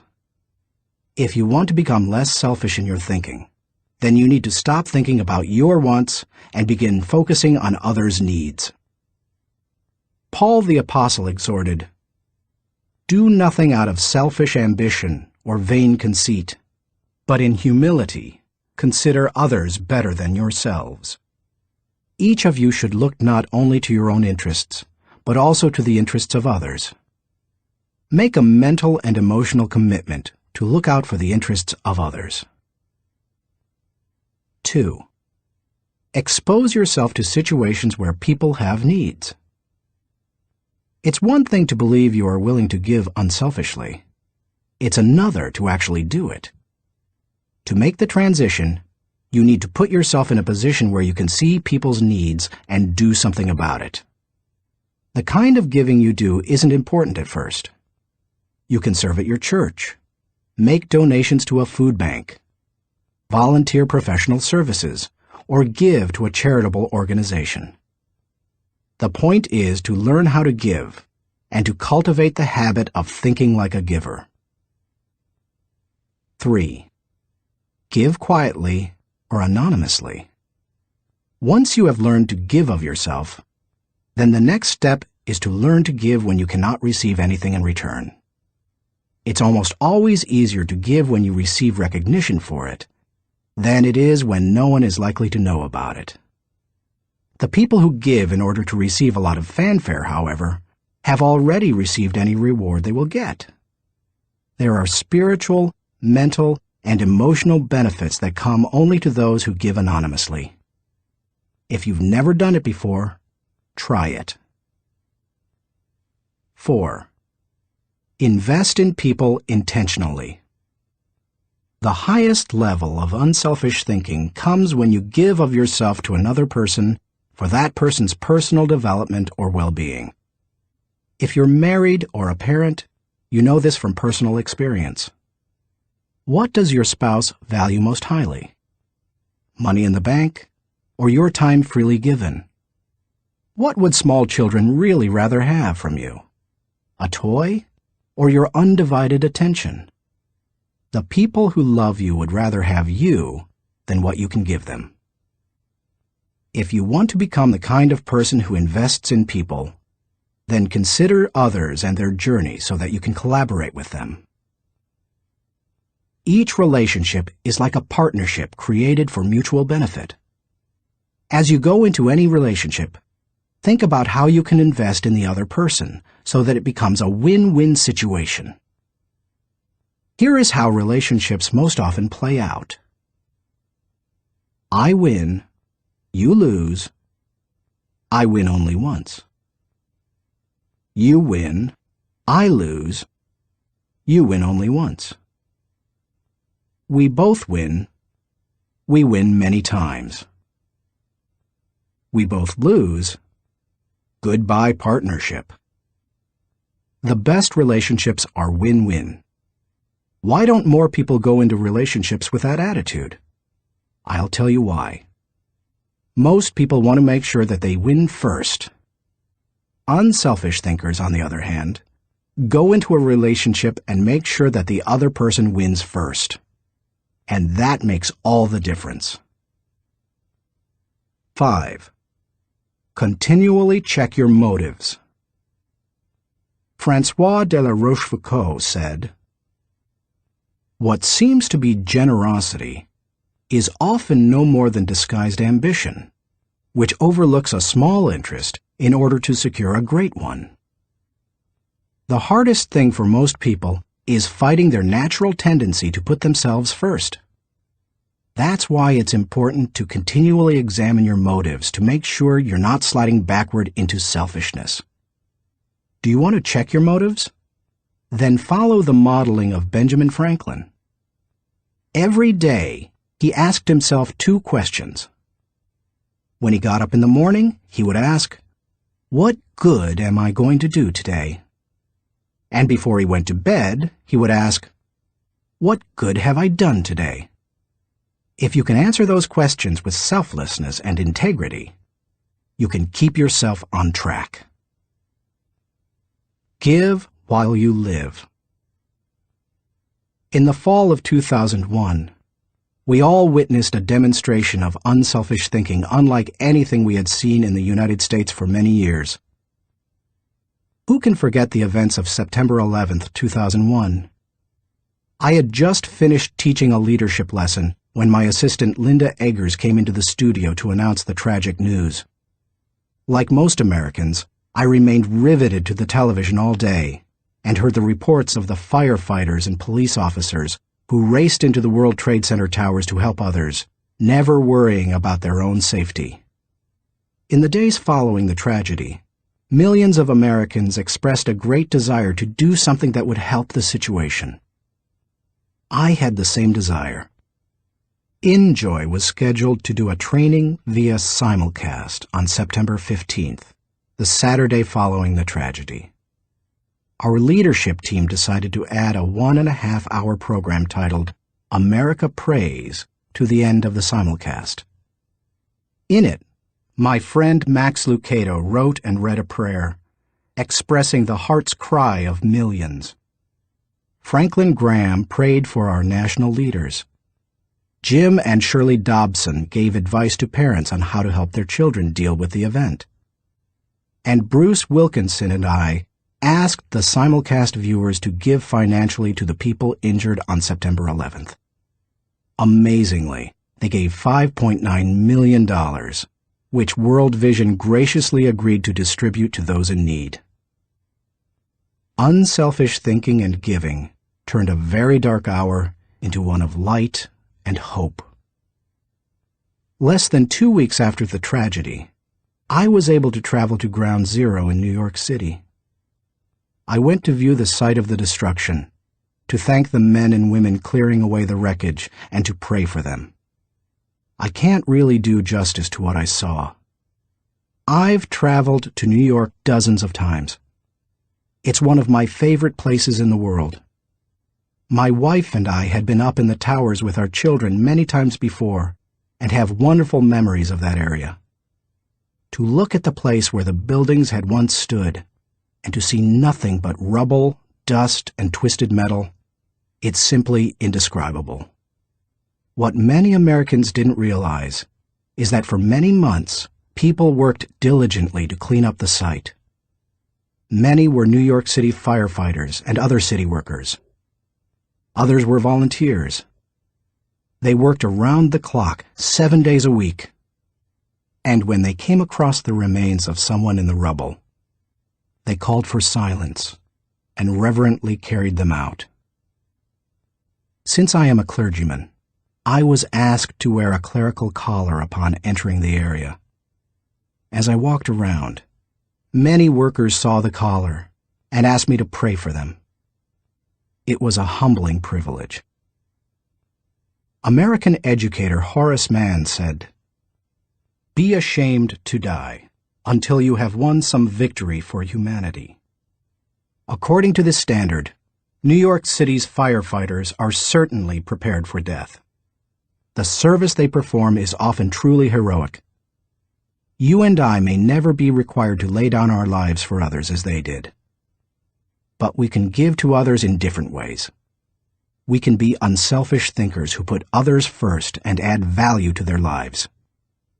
We can work with them so that they go farther than they thought possible. Thinking question. Am I continually considering others and their journey in order to think with maximum collaboration? Chapter 11. Rely on bottom-line thinking. There ain't no rules around here. We're trying to accomplish something. Thomas Edison, inventor.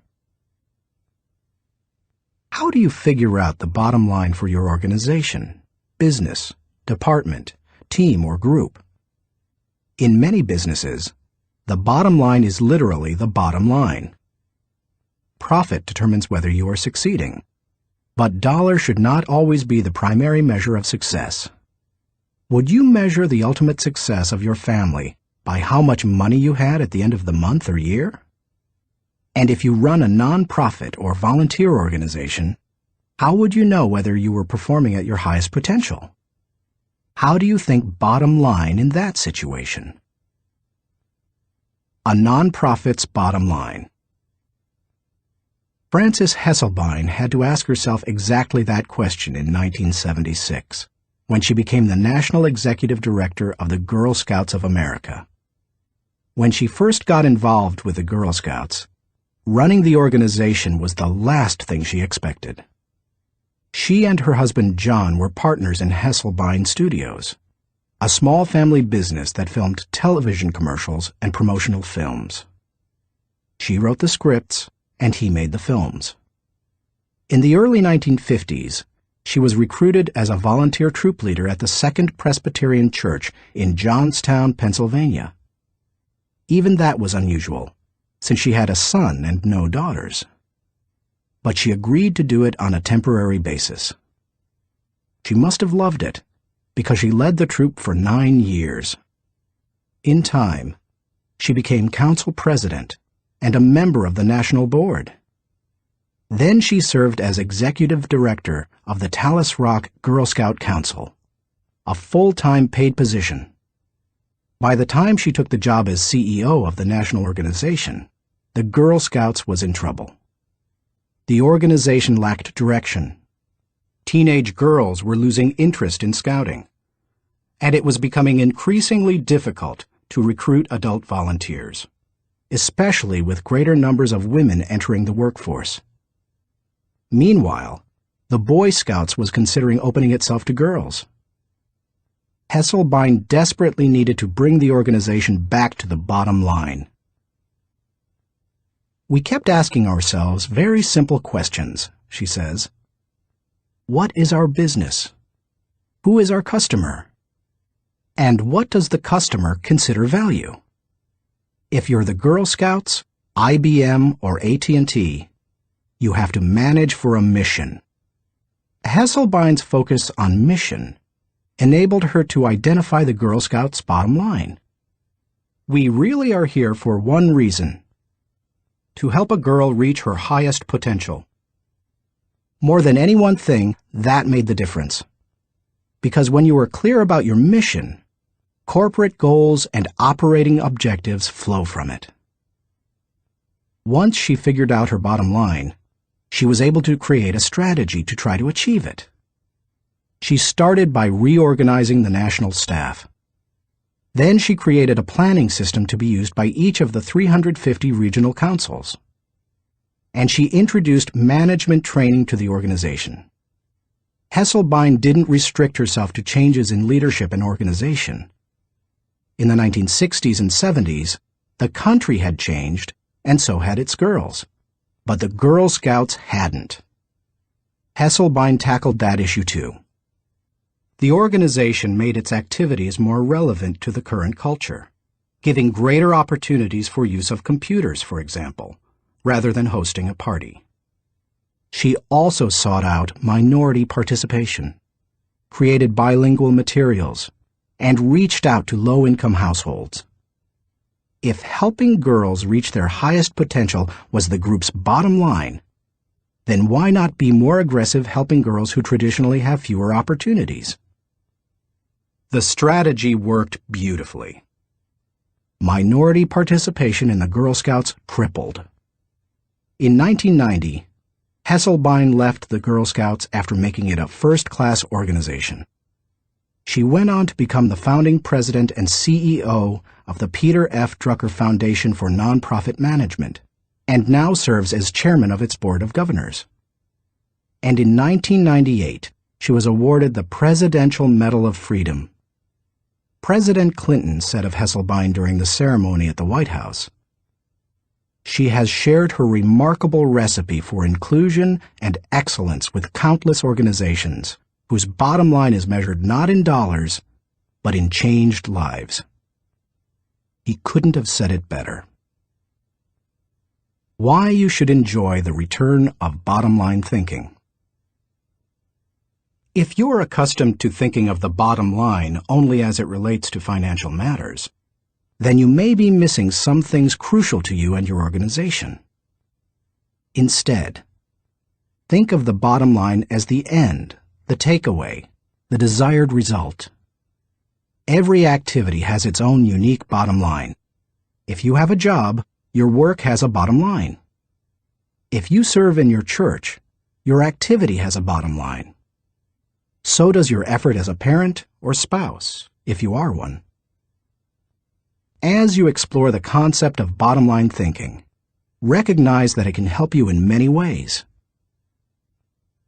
1. Bottom-line thinking provides great clarity. What's the difference between bowling and work?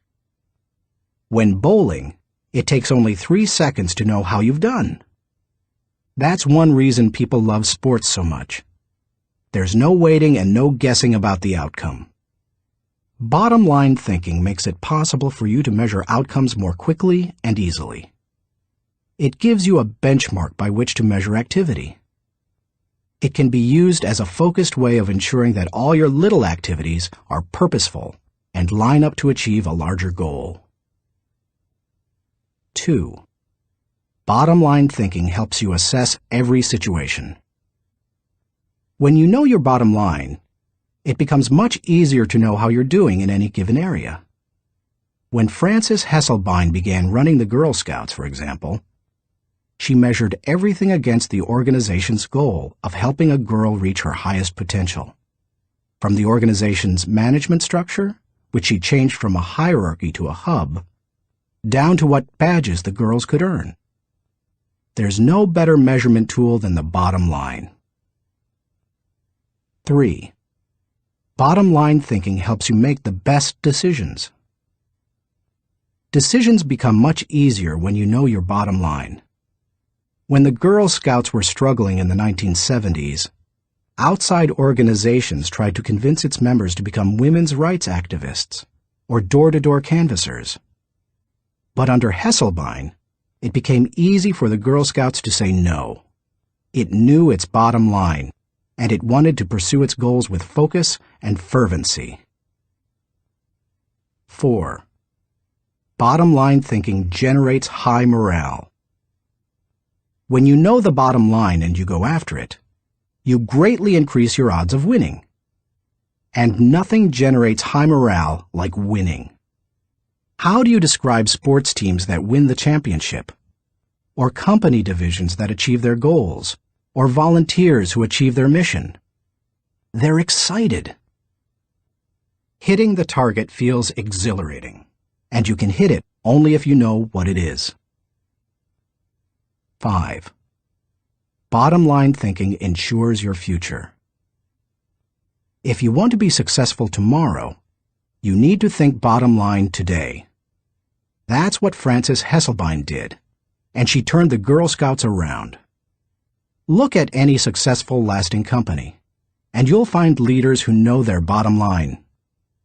They make their decisions, allocate their resources, hire their people, and structure their organization to achieve that bottom line. How to enjoy the return of bottom-line thinking. It isn't hard to see the value of the bottom line. Most people would agree that bottom-line thinking has a high return. But learning how to be a bottom-line thinker can be challenging. 1. Identify the real bottom line. The process of bottom-line thinking begins with knowing what you're really going after. It can be as lofty as the big-picture vision, mission, or purpose of an organization. Or it can be as focused as what you want to accomplish on a particular project. What's important is that you be as specific as possible. If your goal is for something as vague as success, you will have a painfully difficult time trying to harness bottom-line thinking to achieve it. The first step is to set aside your wants. Get to the results you're really looking for, the true essence of the goal. Set aside any emotions that may cloud your judgment and remove any politics that may influence your perception. What are you really trying to achieve? When you strip away all the things that don't really matter, what are you compelled to achieve? What must occur? What is acceptable? That is the real bottom line. 2. Make the bottom line the point. Have you ever been in a conversation with someone whose intention seemed other than stated? Sometimes the situation reflects intentional deception, but it can also occur when the person doesn't know his own bottom line. The same thing happens in companies. Sometimes, for example, an idealistically stated mission and the real bottom line don't jibe. Purpose and profits compete. Earlier, I quoted George W. Merck, who stated, "We try never to forget that medicine is for the people. It is not for the profits. The profits follow, and if we have remembered that, they have never failed to appear." He probably made that statement to remind those in his organization that profits serve purpose. They don't compete with it. If making a profit were the real bottom line, and helping people merely provided the means for achieving it, then the company would suffer. Its attention would be divided, and it would neither help people as well as it could, nor make as much profit as it desired. 3. Create a strategic plan to achieve the bottom line. Bottom line thinking achieves results. Therefore, it naturally follows that any plans that flow out of such thinking must tie directly to the bottom line. And there can be only one, not two or three. Once the bottom line has been determined, a strategy must be created to achieve it. In organizations, that often means identifying the core elements or functions that must operate properly to achieve the bottom line. This is the leader's responsibility. The important thing is that when the bottom line of each activity is achieved, then the bottom line is achieved. If the sum of the smaller goals doesn't add up to the real bottom line, then either your strategy is flawed or you've not identified your real bottom line. 4. Align team members with the bottom line. Once you have your strategy in place, make sure your people line up with your strategy. Ideally, all team members should know the big goal as well as their individual role in achieving it. They need to know their personal bottom line and how that works to achieve the organization's bottom line. 5. Stick with one system and monitor results continually. Dave Sutherland, the president of one of my companies, ISS, believes that some organizations get into trouble by trying to mix systems. He maintains that many kinds of systems can be successful, but mixing different systems or continually changing from one to another leads to failure. Dave says, "Bottom line thinking cannot be a one-time thing. It has to be built into the system of working and relating and achieving. You can't just tune into the desired result every now and then. Achieving with bottom-line thinking must be a way of life, or it will send conflicting messages. I am a bottom-line thinker. It is part of my system for achievement. I practice it every day. No other measurements, no wasted efforts." Dave calls members of his field team every night to ask the bottom-line question they expect to hear. He continually keeps his eye on the company's bottom line by monitoring it for every core area. When it comes right down to it, regardless of your bottom line, you can improve it with good thinking. And bottom line thinking has a great return because it helps to turn your ideas into results. Like no other kind of mental processing, it can help you to reap the full potential of your thinking and achieve whatever you desire. Thinking question. Am I staying focused on the bottom line so that I can gain the maximum return